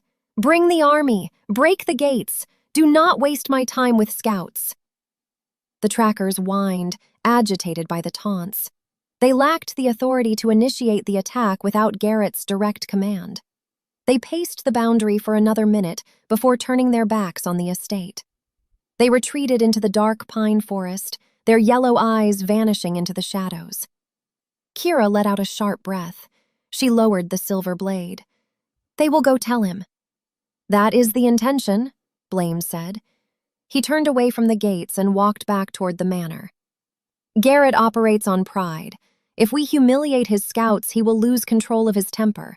A furious enemy makes mistakes." Kira hurried to keep pace with his long strides. "He will stop probing the walls. He will throw everything he has right at the front entrance." "Let him," Blaine replied. He pushed the heavy oak doors open, stepping back into the warmth of the grand hall. "We will be waiting for him. The courtyard will serve as an excellent graveyard." Kira smiled. The fear she carried for weeks finally evaporated, replaced by a fierce anticipation. She sheathed her weapon. She was done running. Chapter 15. The manor settled into a tense silence. The guards took their positions on the walls, and the waiting began. Kira paced the length of the grand hall for an hour before her legs demanded rest. She climbed the main staircase and wandered into the upper corridors. She found Blaine sitting by a tall, arched window at the end of the hall. He stared out at the dark courtyard, his posture rigid. The moonlight washed over his sharp features, highlighting the dark metal resting on his fingers. Kira walked over and sat on the wide stone windowsill opposite him. She pulled her knees to her chest, resting her chin on her arms. "Quiet night," Kira noted, breaking the silence. "The calm before the slaughter," Blaine replied.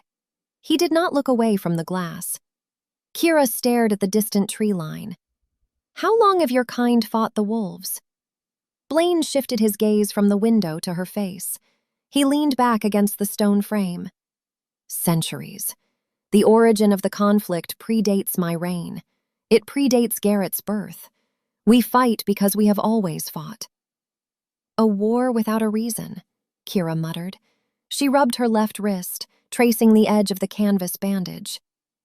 "Garrett tells his fighters that vampires want to enslave the packs.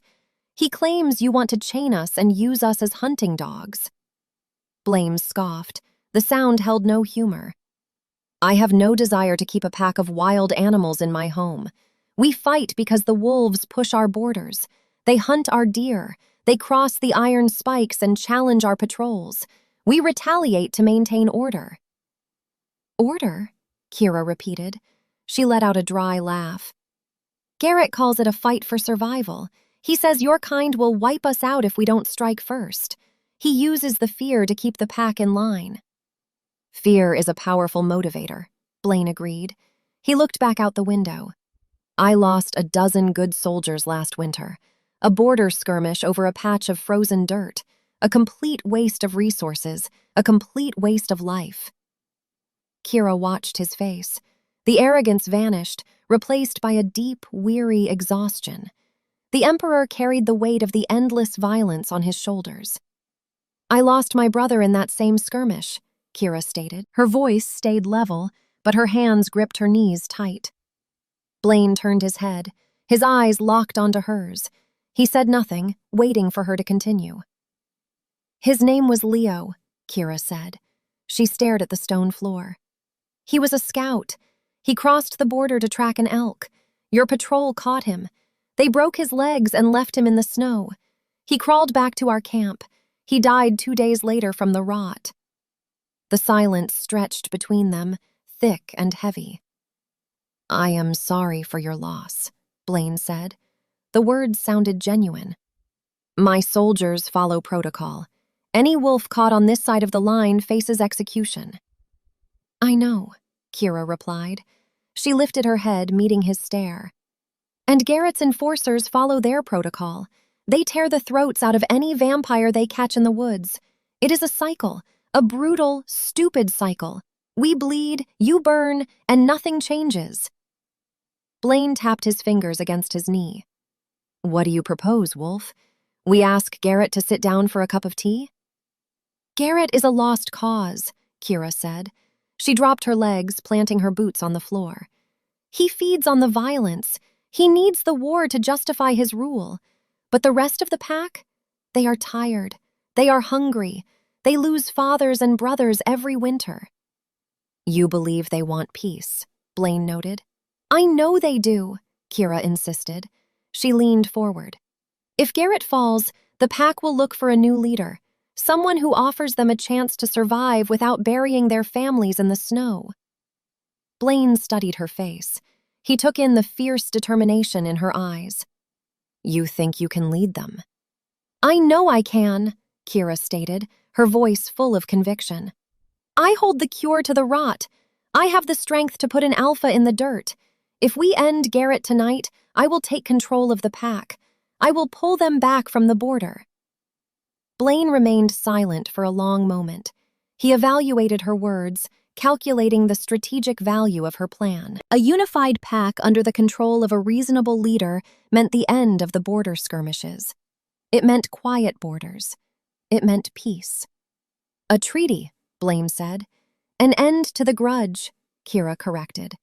She held out her hand, the thick leather glove offering a stark contrast to his pale skin. You help me kill Garrett, and I will ensure your guards never have to fight a wolf in these woods again. Blaine looked at her extended hand. He reached out and grasped her fingers. His grip was firm, sealing the pact. We end Garrett tonight, Blaine promised. Chapter 16. Blaine did not release her hand. The handshake lingered, the tension in the corridor shifting from a strategic alliance to something far more visceral. Kira felt the sudden spike in her pulse. The air between them thickened. The magnetic pull she felt in the training hall returned with aggressive force. It tugged at her chest, demanding she close the distance. She stared down at their joined hands. You feel it, Blaine said. His voice dropped, losing the sharp edge of the Emperor. Kira tried to pull her hand back, but his grip tightened just enough to keep her in place. Feel what? She asked, feigning ignorance. The connection, Blaine clarified. He stepped closer. The toes of his boots touched hers. The consequence of your cure. Kira kept her chin up. She refused to retreat. It is just biology, a chemical reaction to the venom flushing out of your system. Do not lie to yourself, Blaine whispered. He released her hand and reached up. He brushed the back of his knuckles against her cheek. His skin felt like ice, a stark contrast to her burning heat. The moment your blood entered my veins, the lines blurred. You tied us together. Kira's breath hitched. She hated the loss of control. Her wolf instincts urged her to fight the predator standing in front of her, but her body betrayed her. She leaned into his touch. This is a mistake, Kira stated, her voice trembling. Garrett will breach those gates at any second. We need to focus on the siege. The guards hold the perimeter, Blaine replied. His dark eyes tracked the movement of her lips. We have a moment. He took another step forward, crowding her against the stone window frame. His tall frame blocked the moonlight, casting her in shadow. The scent of crushed mint and bergamot surrounded him, clean and sharp. It overpowered the dusty smell of the ancient corridor. Kira grabbed the lapels of his shirt. She intended to push him away. She intended to put space between them and restore order. Instead, she pulled him closer. Blaine moved in a blur.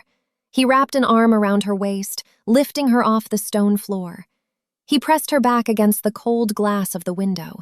The collision rattled the pane. Kira gasped at the sudden movement. She gripped his shoulders, grounding herself against his solid frame.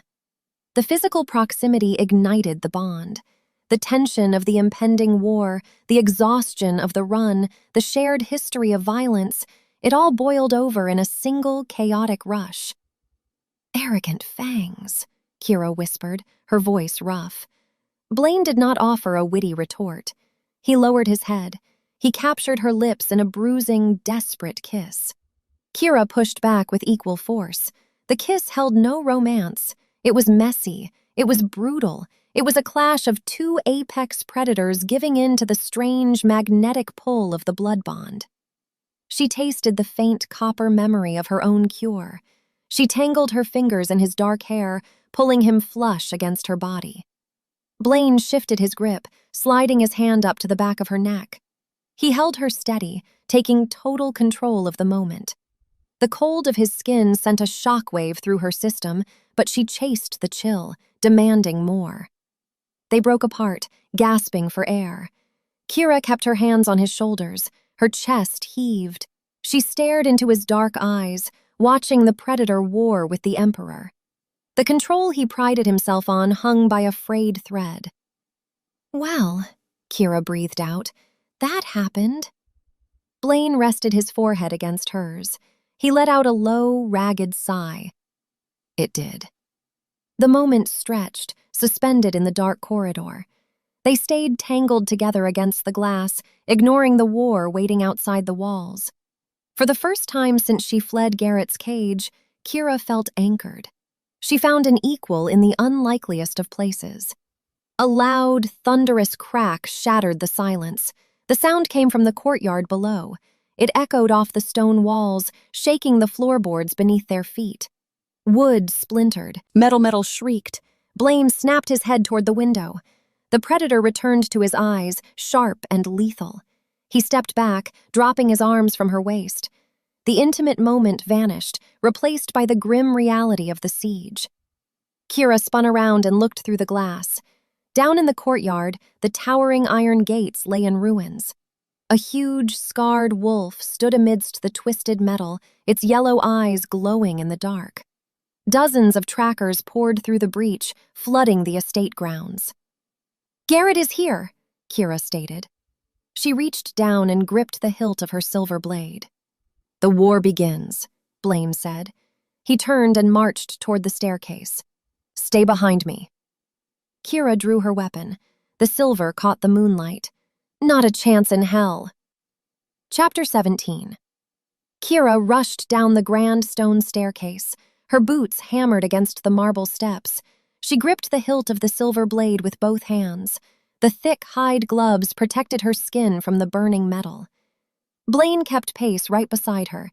He moved with lethal precision, his dark coat billowing behind him. They reached the main floor and pushed through the heavy oak doors. The freezing winter air hit Kira in the chest. The courtyard turned into a zone of pure chaos. The towering iron gates lay in twisted ruins on the frozen dirt. Dozens of trackers poured through the breach, their claws tearing up the cobblestone driveway. "They breached the outer perimeter!" Kira shouted over the din of snarls and clashing weapons. "Garrett brought the vanguard. The rest of his pack will follow." "Then we break his front line," Blaine commanded. He drew his steel sword. "We force him to fall back and rethink his strategy." A group of 5 trackers spotted the Emperor. They abandoned their fight with the estate guards and charged up the driveway. They moved on all fours, their jaws snapping in a feral frenzy. Blaine vanished. Kira tracked his movement by the displacement of the falling snow. He appeared in the center of the charging pack. He swung his steel blade in a brutal horizontal arc. The weapon struck the lead wolf in the ribs.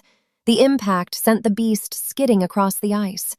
Before the second tracker could turn, Blaine drove his boot into the creature's knee. A sharp crack echoed across the courtyard. "Watch your left!" Kira yelled, sprinting down the stone steps to join the fray. A third tracker leaped into the air, aiming for Blaine's blind spot. Kira did not hesitate. She swung her silver weapon in a wide upward slash. The blade met the wolf mid-air.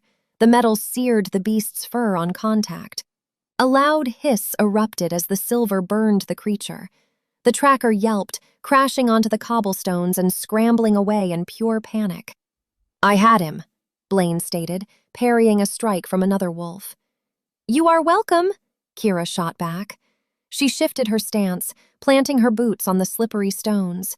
2 more wolves circled her. They recognized the Omega. They recognized the silver in her hands. The beasts hesitated, pacing back and forth just out of striking distance. "Come and get it," Kira taunted. She raised the weapon, keeping her elbows tucked tight against her ribs. The wolf on her right lunged. It went low, aiming for her ankles. Kira remembered the training from the canvas mats. She did not overextend. She stepped back, letting the wolf bite empty air. She brought the pommel of her sword down on the back of the creature's skull. The beast collapsed onto the dirt, unconscious.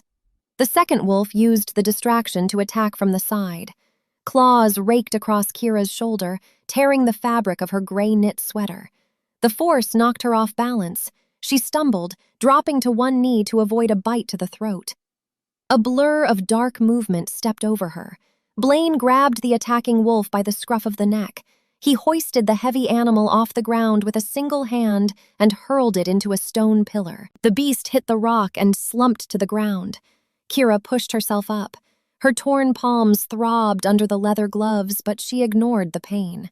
She stood back to back with the Emperor. "They coordinate their strikes," Blaine noted. He kept his steel sword raised, scanning the courtyard. "Garrett trained them well." "They fight for survival," Kira replied. She caught her breath, watching more wolves flood through the ruined gates. "They will not stop until Garrett orders a retreat."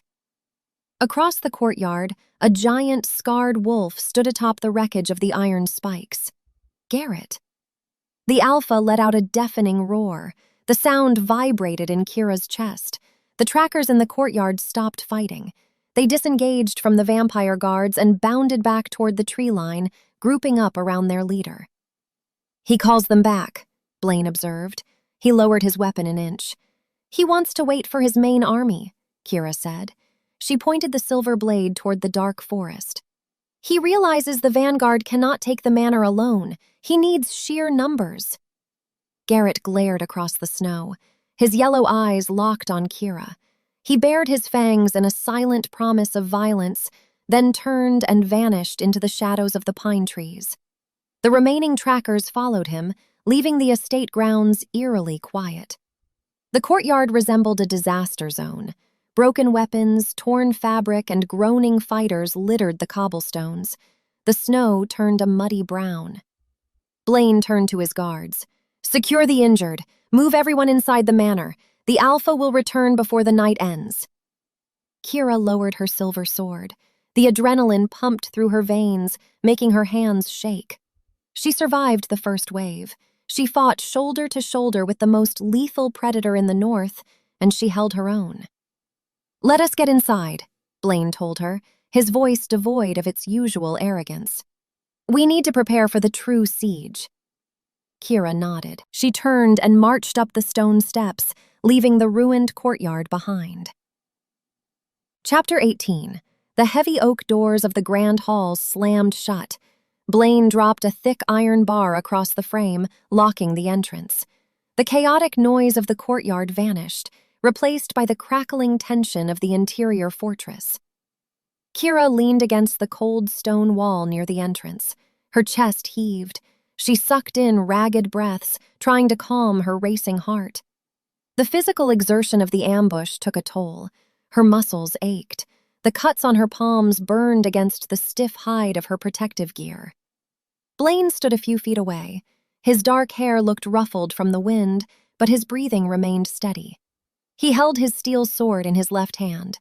He looked at the ruined fabric on Kira's shoulder. "You took a hit," Blaine stated.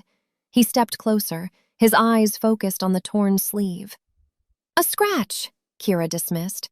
She peeled the thick leather gloves off her hands and dropped them onto the marble floor. She flexed her fingers, grateful for the freedom of movement. "The gloves saved my skin from the silver. The wolf just caught my sleeve." Blaine closed the distance between them. He stopped inches away, his tall frame looming over her. He reached out and brushed a stray lock of hair away from her face. His skin felt like ice against her flushed, overheated cheek. Kira froze. The adrenaline from the courtyard fight boiled over. The magnetic tension of the blood bond flared, stronger and more demanding than before. She stared up into his dark eyes. The predator stared back. "You fought well in the dirt," Blaine murmured. His voice held a low, dangerous rhythm. "You did not hesitate." "I told you I know how to swing a blade," Kira replied, her voice trembling. "You proved your point," Blaine said. He took another step forward, crowding her against the stone wall. He dropped his steel sword. The weapon clattered onto the marble floor, echoing through the quiet hall. He placed his hands on the wall on either side of her head, trapping her in place. Kira did not try to escape. She grabbed the lapels of his shirt, her fingers twisting the fine material. The corridor encounter hours ago felt like a frantic collision. This felt deliberate. "Arrogant fangs," Kira whispered, challenging him. Blaine lowered his head and captured her lips. The kiss held nothing back. It was messy, rough, and real. The adrenaline of the battle fueled the embrace. Kira pushed herself up on her toes, pressing her body flush against his. She tangled her hands in his dark hair. She tasted the cold winter wind on his skin. Blaine wrapped an arm around her waist, pulling her tight against his chest. He took total control, his kiss demanding and fierce. The cold aura radiating from him clashed with her burning wolf heat. The contradiction sent a shockwave through her system. She chased the chill, kissing him back with equal force. They stayed pinned against the stone wall, lost in the chaotic rush of the moment. The impending war, the ruined gates, the army gathering in the forest, none of it mattered. Kira found an anchor in the storm. She found an equal who matched her fierce, stubborn will. Blaine broke the kiss. He rested his forehead against hers. He let out a low, ragged sigh, his control slipping. Kira kept her hands in his hair. Her chest heaved against his. She stared into his eyes, refusing to look away. "That was not panic," Kira stated, her voice breathless but steady. "That was a choice." "It was," Blaine agreed. He brushed his thumb across her cheekbone. "A choice I intend to repeat when this war concludes." "If we survive the night," Kira reminded him. She loosened her grip on his shirt and let her hands drop to her sides. "We will survive," Blaine promised. He stepped back, picking up his steel sword from the floor. He rolled his shoulders, the lethal Emperor snapping back into focus. Garrett gathers his numbers. He will strike the main doors before dawn. We need to set the defensive line. Kira picked up her thick leather gloves from the marble floor. She pulled them back onto her hands, adjusting the fit. She grabbed the silver sword, the weapon humming with dangerous potential. "Where do you want me?" Kira asked, ready for orders. "Right beside me," Blaine answered. He walked toward the center of the grand hall. "We hold the entrance. We funnel the pack through the doorway. We deny them the advantage of open space." Kira marched to his side. She looked at the heavy oak doors. The iron bar held strong for now, but she knew the brute strength of an entire wolf pack would turn the wood to splinters. "Let them come," Kira said, a fierce grin spreading across her face. "I am ready to end this." Chapter 19. The estate transformed into a fortress of quiet anticipation. Blaine ordered the remaining 40 guards into the grand hall.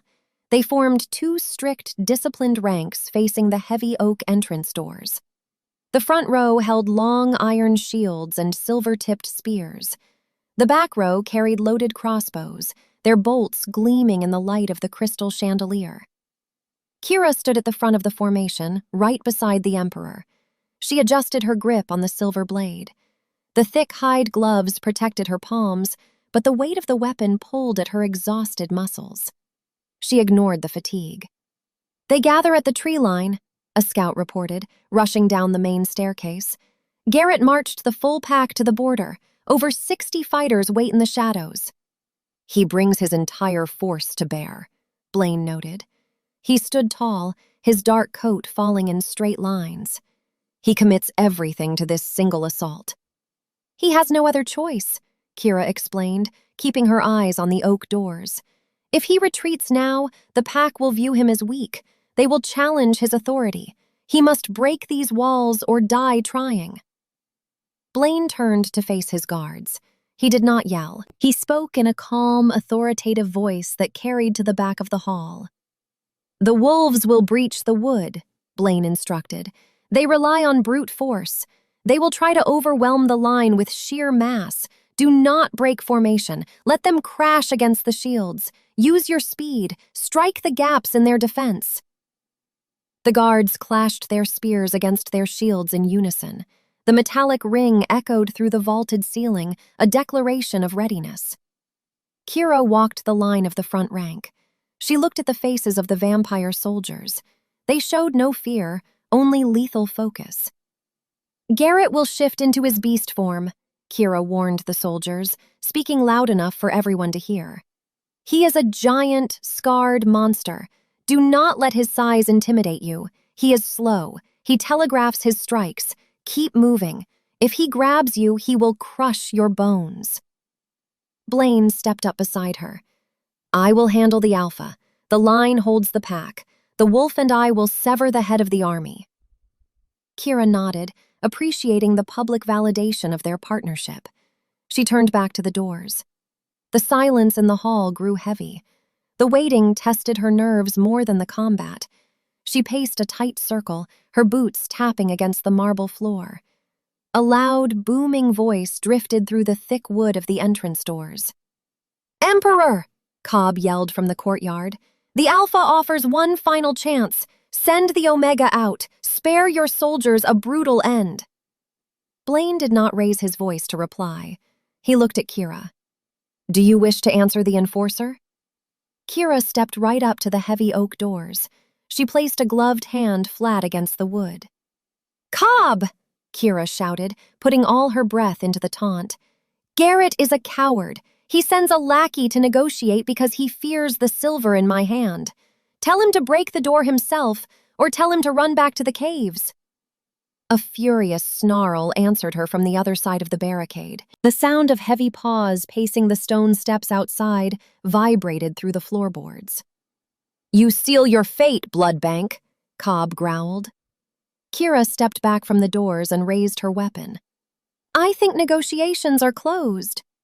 "Take your positions," Blaine commanded. The guards locked their shields together, forming an impenetrable wall of iron. The crossbowmen raised their weapons, taking aim at the center of the wooden doors. Kira stood shoulder to shoulder with Blaine. She checked her stance, making sure her boots found traction on the smooth marble. "When the wood breaks, the vanguard will rush the gap," Blaine told her, his voice low. "Stay behind the shield wall until the initial charge stalls, then we strike." "I do not hide behind shields," Kira argued, gripping her hilt. "You follow tactical logic," Blaine corrected. "If you charge into a bottleneck, you will be trampled. Wait for the opening." Kira ground her teeth, but she knew he spoke the truth. Brute force meant nothing if she ended up buried under a pile of raging trackers. "Fine," Kira agreed, "but when Garrett steps through, he is mine." "We share the kill," Blaine compromised. A deafening crash hit the outside of the oak doors. The thick wood shuddered in the frame. Dust fell from the ceiling. "They brought a battering ram!" a guard yelled from the back rank. "No!" Kira said, watching the wood splinter near the hinges. "They brought Garrett." Another colossal impact struck the doors. The iron bar buckled. The metal shrieked, bending under the immense pressure. "Hold the line!" Blaine ordered, raising his steel sword. Kira braced her legs. She took a deep breath, filling her lungs. The war arrived at the threshold. Chapter 20. The third impact shattered the heavy oak doors. The thick wood exploded inward. Splinters flew across the grand hall like jagged shrapnel. The iron bar snapped in half, clattering against the marble floor. The freezing winter wind rushed into the estate, bringing a storm of white snow into the pristine entrance. Garrett stood in the ruined doorway. The Alpha remained in his colossal beast form. Scars crisscrossed his thick, gray fur. He let out a deafening roar that shook the crystal chandelier hanging from the vaulted ceiling.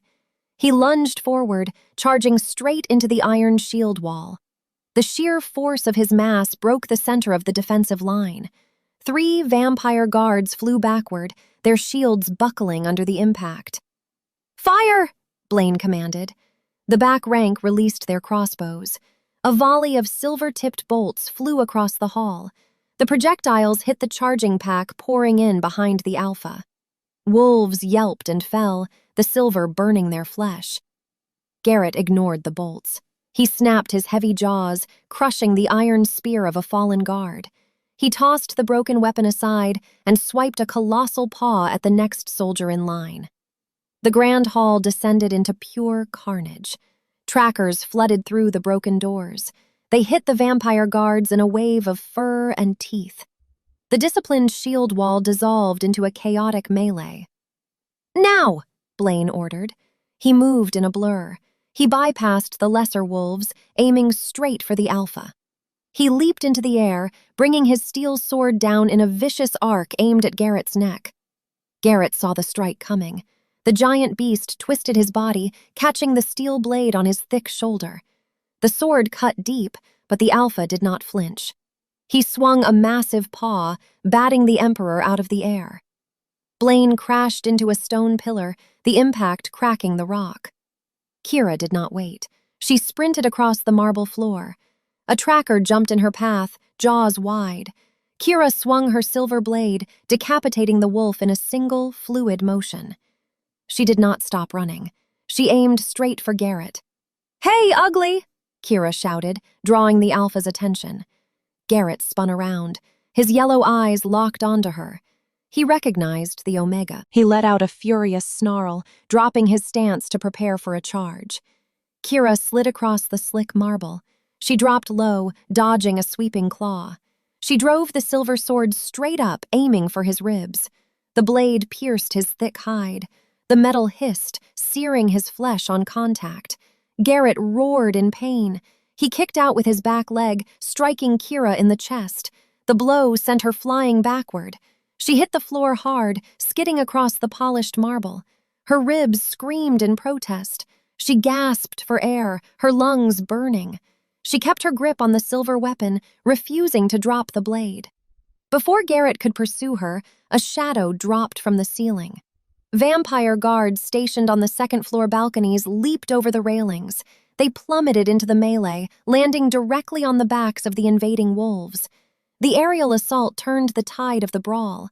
Trackers scrambled to shake the vampires off, their formation crumbling. Cobb burst through the fighting crowd. The scarred enforcer locked eyes with Kira. He held a stolen iron spear in his hands.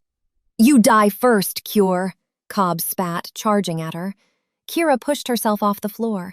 Her chest throbbed, but the adrenaline masked the worst of the pain. She raised the silver blade, meeting Cobb's charge head-on. Cobb thrust the iron spear toward her stomach. Kira parried the strike. She used her thick hide gloves to grab the wooden shaft of the spear, ripping it out of Cobb's hands. She spun the silver sword, slashing a deep cut across his chest. Cobb stumbled back, clutching the burning wound. "You fight like a feral dog." "I fight to win," Kira replied. She stepped forward and delivered a brutal kick to his knee. The joint snapped. Cobb collapsed onto the marble, howling in agony. Kira stepped over him, ignoring his cries. She scanned the chaotic hall, searching for the Emperor. Blaine recovered from the pillar strike. He moved through the battle like a lethal phantom. He cut down 2 trackers in rapid succession, clearing a path back to the center of the room. He met Kira's eyes across the chaos. Garrett stood between them. The Alpha pulled the silver bolts from his fur with his teeth, his mutant biology trying to heal the burns. He realized his pack was losing ground. The vampires held the hall. The aerial ambush decimated his rear guard. Garrett let out a rallying howl, calling his surviving fighters to his side. He prepared for a final, desperate stand in the center of the enemy fortress. Kira walked toward the Alpha, her silver blade dripping. Blaine approached from the opposite side, his steel sword raised. They trapped the giant wolf between them, ready to end the ancient grudge. Chapter 21. Garrett shook the frost from his thick fur. The giant beast recovered from the aerial ambush, letting out a roar that rattled the ruined window frames of the grand hall. Trackers scrambled to form a defensive ring around their Alpha. The marble floor turned into a treacherous surface, slick with melting snow and spilled blood. Kira stood her ground. Her ribs throbbed a steady, painful rhythm from the Alpha's earlier kick. The claw mark on her shoulder burned against the cold wind rushing through the shattered entrance. She tightened her grip on the hilt of her weapon. The thick hide on her hands rubbed against the raw scrapes on her palms. She ignored the pain, keeping her focus locked on the enemy. "They form a wall," Blaine observed. The Emperor stood 2 paces to her right. He held his steel weapon low, the tip hovering inches from the slick stone. Garrett intends to push us back and force a bottleneck at the stairs. We do not let him gain an inch, Kira replied. Garrett snapped his heavy jaws, issuing a guttural command. 5 trackers broke from the defensive ring. They charged Kira and Blaine, moving on all 4s. Their claws scratched the polished floor, struggling for traction. Blaine vanished. He reappeared behind the charging line. He swung his steel blade in a brutal horizontal arc. The edge caught the trailing tracker in the hind legs, sending the beast tumbling across the room. Before the wolf stopped sliding, Blaine kicked the creature into the base of a stone pillar. Kira engaged the front of the line. A tracker leaped into the air, aiming for her throat. Kira sidestepped the attack. She brought the pommel of her weapon down hard on the back of the beast's skull. The wolf hit the floor unconscious. 2 more trackers closed in on her flanks. They coordinated their strikes, aiming to overwhelm her defenses. The wolf on the left lunged low. Kira used her brute strength to kick the beast in the jaw. The impact sent a jolt of pain up her leg, but the tracker stumbled backward. The wolf on the right used the distraction. It clamped its jaws around the shaft of a broken iron spear lying on the ground. The beast jerked its head, launching the heavy wooden poles straight at her chest. Kira ducked. The makeshift projectiles sailed over her head, shattering against the far wall. She sprang forward, driving her shoulder into the tracker's chest. The collision knocked the breath from the beast. Kira followed up with a swift upward slash of her seared metal blade. The wolf yelped, scrambled back, and retreated toward the alpha. "Keep moving!" Blaine yelled over the din of combat. He parried a strike from another wolf, redirecting the beast into the path of a falling piece of masonry. Garrett watched his front line crumble. The giant beast let out a frustrated growl. The interior of the estate offered too many obstacles. The pillars, the grand staircase, and the slick marble restricted his colossal size. He needed open ground to crush the resistance. The Alpha turned toward the shattered entrance doors. He bulldozed his way through the remaining vampire guards, tossing them aside like broken toys. He bounded out into the freezing winter wind, descending the stone steps and retreating into the snow-covered estate grounds. The surviving trackers followed their leader, abandoning the grand hall. They flooded out into the night, their paws kicking up clouds of white powder. "He abandons the bottleneck," Kira noted, walking toward the ruined threshold. She wiped a smear of dirt from her cheek. "He wants room to trample us." "We deny him the space," Blaine stated. He marched past her, stepping out into the freezing storm. Kira followed the Emperor down the steps. The cold air stung the cuts on her face. The ruined iron gates lay in twisted heaps near the tree line. Garrett stood in the center of the frozen expanse, waiting for them. His breath formed thick clouds of steam in the air. "You bring the fight to the dirt," Kira yelled, raising her voice over the howling wind. She stepped onto the frozen cobblestones. "You die in the dirt!" Trackers fanned out, circling the Emperor and the Omega. The wolves paced the perimeter, looking for blind spots. Kira stood back to back with Blaine. They formed a tight defensive core. "Watch the right flank," Blaine instructed, his eyes tracking the pacing beasts. "They will try to separate us." "Let them try," Kira challenged. A tracker lunged from the shadows. Blaine intercepted the attack, his steel clashing against the beast's claws. A second wolf charged Kira from behind. She spun, bringing her weapon around in a wide arc. The enemies crashed against their defense, wave after wave. Kira and Blaine moved as a synchronized unit, covering each side, refusing to break formation. The brawl tore up the frozen ground, scattering ice and dirt across the battlefield. Chapter 22. The combat stalled. Garrett roared, calling the remaining trackers back to his side.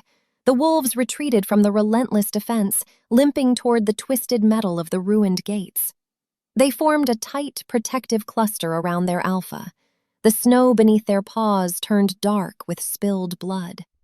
Kira lowered the tip of her weapon to the ground. She took a deep breath, the freezing air burning her lungs.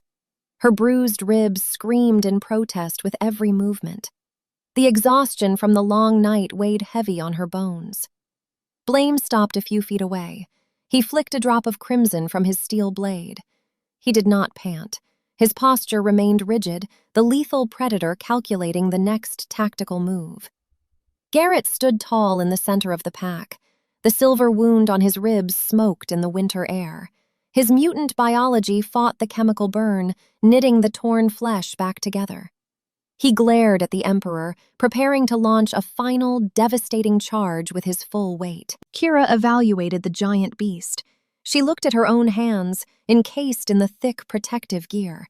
She looked at the metal weapon resting against the ice.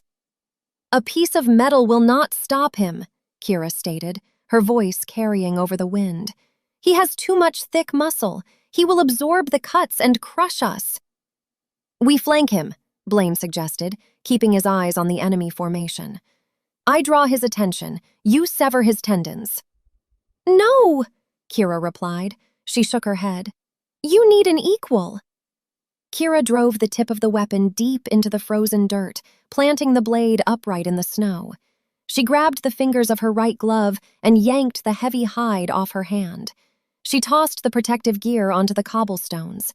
She repeated the action with her left hand, dropping the second glove into the dirt. Blaine turned his head, his brow furrowed in confusion. "What are you doing?"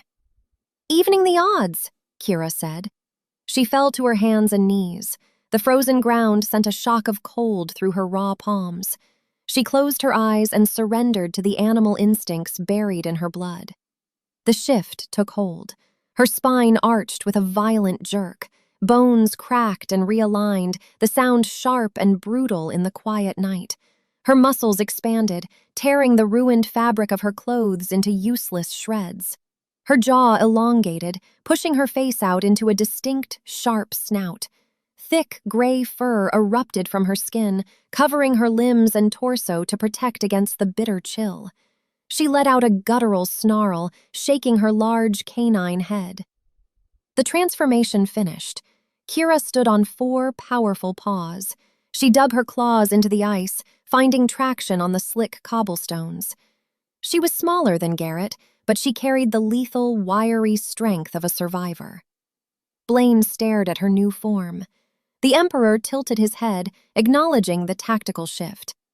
"I prefer you on 2 legs, but this will suffice."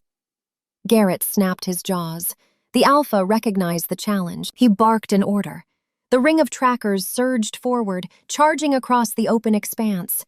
Kira did not wait for the enemy to reach her. She let out a ferocious howl and sprinted straight into the oncoming wave. The first tracker met her head-on. Kira lowered her center of gravity and drove her shoulder into the beast's chest. The impact lifted the wolf off his paws. Kira clamped her jaws around the tracker's front leg, twisting her neck with brutal force. A sharp snap echoed through the air. The wolf yelped, tumbling away into the snow. 2 more trackers flanked her. Kira used her agility to outmaneuver their strikes. She dodged a snapping bite, spinning on her hind legs. She raked her claws across the flank of the nearest enemy, drawing a deep gash. The beast faltered, breaking its charge. Blaine joined the fray. He moved through the pack like a dark phantom, his steel blade flashing in the moonlight. He took down the stragglers, ensuring none of the lesser wolves reached Kira's blind spots. He created a clear path through the chaotic battlefield, isolating the Alpha from his remaining guards. Kira bounded over a fallen enemy, her eyes locked on Garrett. The giant wolf stood waiting for her near the tree line. He bared his fangs, ready to defend his crown. Kira hit the frozen dirt with full momentum, launching herself into the air. The ultimate clash for the pack began. Chapter 23. Kira collided with Garrett in midair. The impact sounded like 2 boulders crashing together. The sheer mass of the Alpha halted her momentum, but Kira refused to yield. She sank her claws into his thick shoulders, using her weight to drag him toward the frozen earth. Garrett roared. He twisted his towering frame, throwing Kira off his back. She hit the cobblestones and rolled, popping back onto her paws in a fraction of a second. The Alpha charged, his jaws snapping inches from her snout. Kira ducked under the bite. She darted to his right flank, aiming for the smoking wound on his ribs. She clamped her teeth onto the injured flesh. Garrett thrashed, the pain driving him into a feral frenzy. He swung a heavy paw, striking Kira across the side of her head. The blow sent her skidding across the ice. Stars exploded in her vision. She shook her head, fighting the disorientation, and scrambled back to her feet. Blaine entered the space between them. The Emperor rushed the Alpha, swinging his steel sword in a blinding sequence of strikes. He aimed for Garrett's joints, trying to cripple the giant beast. Garrett ignored the shallow cuts. He reared up on his hind legs, towering over the vampire lord. He brought both front paws down in a crushing strike. Blaine raised his blade to block the blow. The sheer force of the impact snapped the steel weapon in half. The ruined metal clattered to the ground. Garrett pressed the advantage. He lunged forward, catching Blaine in the chest with a brutal headbutt. The Emperor flew backward, crashing hard against the frozen dirt. He slid several feet, coming to a halt near the spot where Kira abandoned her gear. The Alpha let out a victorious howl. He turned his attention back to Kira, preparing to finish the Omega. Kira charged again. She knew she lacked the size to win a direct wrestling match, so she focused on his foundation. She dove low, sliding across the slick ice. She opened her jaws and clamped down on Garrett's back ankle. Her fangs sank deep into muscle and tendon. She dug her front claws into the frozen dirt, dropping her entire weight to act as an anchor. Garrett shrieked in agony. His back leg buckled under the sudden, agonizing pressure. He twisted his torso, snapping his jaws at her back, trying to force her to release the grip. Kira held on, tasting dirt and copper. She pulled backward, dragging the giant beast down to his knees. Blaine pushed himself off the frozen ground. He saw the Alpha pinned to the ice. He looked down at the snow beside his boots. Kira's abandoned metal weapon stood upright in the dirt, the hilt waiting. The Emperor knew the lore. He knew the burning poison the element held for the wolves. He reached out and wrapped his bare hands around the hilt. He ripped the blade free from the frozen earth. He did not hesitate. He sprinted toward the struggling Alpha, crossing the distance in a blur of dark motion. Garrett saw the Emperor coming. He tried to stand, trying to shake Kira off his leg, but the Omega refused to let go. The Alpha was trapped. Blaine launched himself into the air. He raised the silver weapon high above his head with both hands. He came down with the force of a falling meteor, driving the blade straight down into the back of Garrett's thick neck. The metal pierced the hide, severing the spine.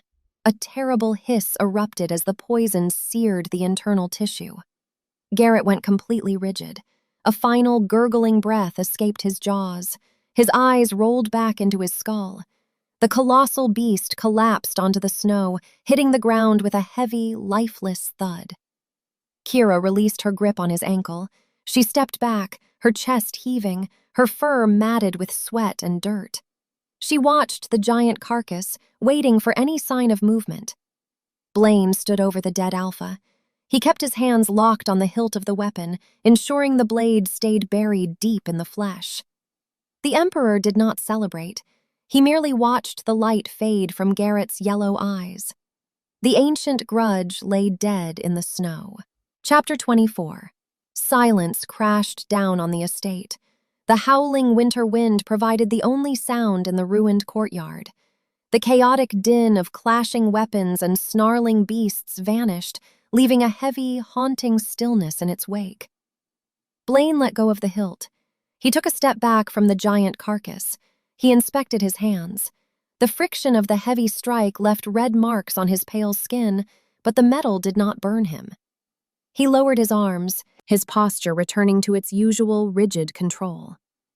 Kira stood a few feet away, her wolf chest expanding and contracting with heavy pants. She stared at the unmoving Alpha. The monster that terrorized her life, the tyrant who turned her into a walking bandage, lay defeated in the dirt. The surviving trackers stopped fighting the vampire guards near the tree line. The wolves stared at the corpse of their invincible leader. The brute strength they relied on failed. The sheer numbers they brought meant nothing. The alpha fell, and with him fell their resolve. Kira knew she needed to address the pack. She closed her eyes and forced the shift to reverse. The process brought a fresh wave of agony. Bones snapped back into their human alignment. The thick gray fur receded into her skin. She dropped to her hands and knees on the freezing cobblestones. She shivered violently, the bitter air biting her bare skin. Her original clothes lay in shredded ruins across the courtyard. Blaine did not wait for a request. The Emperor removed his outer garment. He walked over and draped the long fabric over her shoulders. The material hung past her knees, offering immediate warmth and vital cover from the biting wind. "Thank you," Kira whispered, pulling the lapels tight against her chest. She pushed herself to her feet. Her muscles trembled, but she forced her spine straight. She walked past Blaine and stepped over Garrett's giant carcass, planting her boots in the snow to face the surviving fighters. "The Alpha is dead!" Kira shouted. Her voice echoed off the stone walls of the manor, cutting through the bitter cold. "The old rules die with him!" The trackers hesitated. They shifted on their paws, looking at the Omega, then at the towering vampire lord standing at her back. "He fed you lies," Kira continued, pointing a finger at the corpse.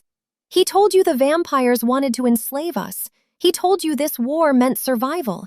He dragged you here to die for his own pride. Look around. You hold no ground. You have no leader." A large gray tracker stepped forward from the pack. The wolf lowered its head, sniffing the air near the ruined iron gates. It looked at the silver weapon buried in Garrett's neck. The beast let out a low, mournful whine. "I hold the cure to the rot," Kira declared, raising her voice to ensure every fighter heard her. "I hold the strength to break the front lines. I offer an end to the dying. Turn back to the forest, live without the fear of a silver blade in the dark. Or stay and join your alpha in the dirt." The gray tracker looked at Kira. The beast recognized the dominant power in the courtyard. The wolf dropped its front legs to the snow, bowing its head toward the frozen ground. One by one, the rest of the pack followed suit. The trackers fell to their knees. They bared their throats to the winter sky, an ancient gesture submitting to her strength and her claim. Kira let out a long, ragged breath. The tension holding her upright finally broke. She turned around to face Blaine. "The pack is mine," Kira stated. "A flawless victory," Blaine agreed. He looked at the kneeling wolves, then met her eyes. "You established order." "We need a treaty," Kira said, pulling the oversized garment tighter around her shivering frame. "A hard boundary. No patrols cross the line. No hunting in foreign territory." "Agreed," Blaine replied. He gestured toward the shattered entrance of the grand hall. "Let us move inside. My guards will clear the courtyard and burn the Alpha. We have a peace to formalize, and you require rest." Kira looked at the ruins of the estate. The fight cost them the gates and the doors, but it bought them a future.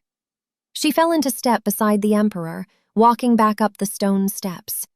The war concluded, leaving the Bridge Queen ready to rule. Chapter 25. Kira and Blaine stepped through the shattered threshold of the grand hall. The space resembled a butcher's yard. Wood splinters, broken crossbow bolts, and shattered stone littered the pristine floors. The winter wind blew snow through the ruined doorway, mixing with the dark puddles pooling on the marble. Vampire guards moved among the rubble. They pulled fallen soldiers from the wreckage and piled broken shields in the corners. The chaotic noise of battle gave way to groans of pain and the clatter of moving stone. Kira stopped near the entrance. She clutched the lapels of the borrowed garment, pulling the fabric tight against the biting cold. Her ribs throbbed with a dull, rhythmic ache. Her muscles protested every step. To her left, a vampire guard leaned against a cracked pillar. A jagged piece of oak pierced his side. Dark, sluggish blood stained his uniform. He coughed, his face a ghastly shade of white. The venom from a stray wolf bite spiderwebbed up his neck in dark, fatal lines. Kira walked toward the injured soldier. "Keep your distance, wolf," another guard warned. He raised an iron-tipped spear, pointing the weapon at her chest. Blaine reached out and pushed the spear shaft down toward the floor. "Stand down. She is an ally." The guard lowered the weapon, taking a step back. Kira knelt beside the wounded man. She raised her right arm, exposing her unbroken skin. Her left wrist still held the torn canvas bandage. She dropped her fangs and bit into the fresh flesh of her right forearm. Warm blood welled to the surface, dripping onto the marble. She shoved her bleeding arm toward the injured guard. "Drink!" The guard recoiled, pressing his back against the stone pillar. He clamped his mouth shut, refusing the offer. "Drink it or the rot stops your heart in 3 minutes," Kira ordered. She pressed her torn arm against his lips, smearing the blood. "I do not have the patience for stubborn fangs tonight." Blaine stood behind her, casting a long shadow over the injured soldier. "Do as she commands." The guard opened his mouth. His fangs grazed her skin as he swallowed the cure. The reaction hit his system fast. The black veins on his neck halted, then receded. The dark bruising faded from his skin. The bleeding in his side slowed to a stop, the torn tissue knitting together to push the wooden splinter out of the wound. The splinter clattered onto the floor. The guard gasped, color returning to his cheeks. Kira pulled her arm back. She grabbed a clean strip of fabric from the guard's torn uniform and tied a tight knot over her new bite mark. The surrounding vampires stared. The hostility in their eyes vanished, replaced by pure shock. They looked at the Omega, then at the recovered soldier. Blaine turned toward the center of the hall. He walked to the grand staircase and climbed the first 3 steps. He turned to face the room, commanding the high ground.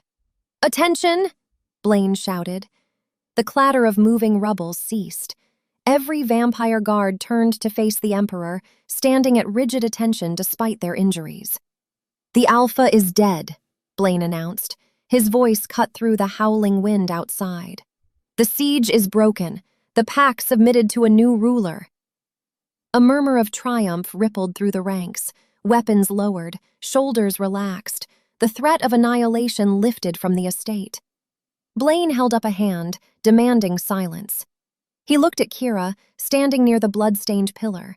He extended his open hand toward her. "Come here," Blaine instructed. Kira squared her shoulders.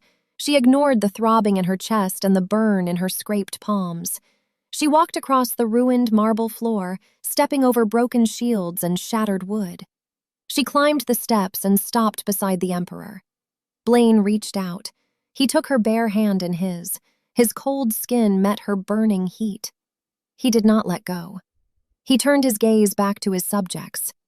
"This wolf fought in the dirt for our gates," Blaine declared. "She bled to heal our wounded. She brought the Alpha to his knees so my blade could sever his spine." The guards watched the joined hands. They did not raise objections. "She does not stand in this hall as a prisoner," Blaine continued, his tone leaving zero room for debate. "She does not stand here as a guest. She commands the wolves outside our walls, and she holds the cure to the rot." Kira squeezed his fingers. She looked out at the assembled soldiers, keeping her chin high.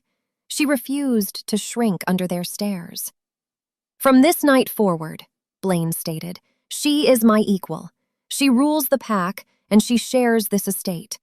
Anyone who challenges her authority challenges my blade." The guards slammed their fists against their chests in a unified salute. The metallic ring echoed through the room, sealing the claim. Kira looked at the Emperor. A fierce grin broke across her face. "You talk a lot." Blaine turned to her, a rare, genuine smile touching the corners of his mouth. "I have to make sure they hear the orders." "They heard you," Kira said.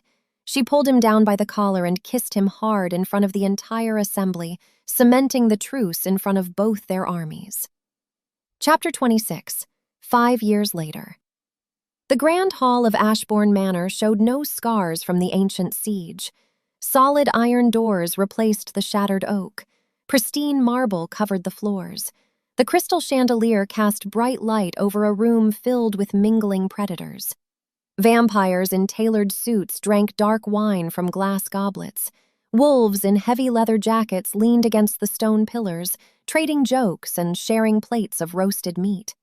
The tension of the past centuries lay buried in the dirt. At the far end of the hall, a raised dais dominated the room. 2 thrones sat side by side, one forged from dark iron, the other carved from pale, polished wood. Kira sat on the wooden throne. She wore a tailored dark jacket and a silver crown resting in her hair. She rested her chin on her fist, listening to the argument playing out at the base of the steps. Blaine sat on the iron throne beside her. He held a crystal glass, watching the petitioners with a bored expression. Alden, a high-ranking vampire lord from the Eastern Territory, pointed an accusing finger at Harper, one of Kira's top enforcers. "Your scouts leave deer carcasses on my pristine lawn," Alden complained, his voice tight with irritation. "It attracts flies. It ruins the aesthetic of my gardens." "It was a gift," Harper shot back, crossing her arms. "We hunted a prize buck. We shared the kill. You vampires lack gratitude." "I do not eat raw venison," Alden retorted. "I drink vintage blood from a glass. A rotting carcass is not a gift. It is vandalism." Kira let out a sharp laugh. She sat up straight, dropping her fist from her chin. "Harper, stop dropping dead animals on his grass. If you want to give him a gift, send a bottle of wine." "Wolves do not make wine, Queen Kira," Harper grumbled. "Then steal one from my cellar and put a bow on it," Kira commanded. "Alden, stop whining about your lawn. Hire a gardener to clean it up. The dispute is settled." Alden sighed, smoothing the front of his jacket. "As you command, Queen." Harper offered a stiff nod. The 2 rivals turned and walked back into the crowd, arguing over the price of a good gardener. Blaine took a sip from his glass. "You possess a terrifying talent for diplomacy." "I possess a low tolerance for complaining," Kira corrected. She leaned back against the pale wood of her throne. 5 years ago, they would tear each other to pieces over a border crossing. Today, they argue about landscaping. I call that progress. "It is a miracle," Blaine agreed. He set his crystal glass on a small table between their thrones. Kira looked out over the grand hall. The pack flourished under her rule. Garrett's brutal tactics vanished, replaced by order and security. The vampires no longer hunted the wolves for sport. The iron spikes at the border rusted away, forgotten in the snow. She healed the injured. She ended the rot. She built a bridge between the fangs and the claws. "Do you miss the quiet?" Kira asked, turning her head to look at her mate. Blaine surveyed the loud, chaotic hall. A wolf laughed, slapping a vampire on the back. A tray of roasted beef clattered onto a stone table. The estate buzzed with life, a stark contrast to the silent tomb it used to be. "I prefer the noise," Blaine answered. He reached across the gap between the thrones and took her hand. Kira smiled, lacing her fingers with his. The physical spark between them remained as potent as the night she first pulled him from the snow. They shared the throne, the territory, and the burdens of rule. "We need to check the northern outposts tomorrow," Kira mentioned, planning the week ahead. "The winter storms bring heavy drifts. The perimeter guards need supplies." "I will arrange the transport," Blaine promised. "But tonight, we celebrate the anniversary of the treaty. Leave the logistics for the morning." Kira stood up from the wooden throne. The crowd in the grand hall quieted, turning their attention to the dais. Wolves and vampires raised their glasses and their voices, honoring the rulers who ended the bloodshed. Kira raised her empty hand in acknowledgement. She looked at the faces of her pack, healthy and whole. She looked at the vampire guards, standing tall without fear of the feral rot. They threw her to the wolves to die in the cold. She survived the snow, tamed the monsters, and built an empire. "To the peace," Blaine toasted, standing beside her. "To the peace," Kira echoed. She turned and pulled the Emperor into a kiss, to the roaring approval of the unified kingdoms. The end. Quick favor, don't go anywhere yet.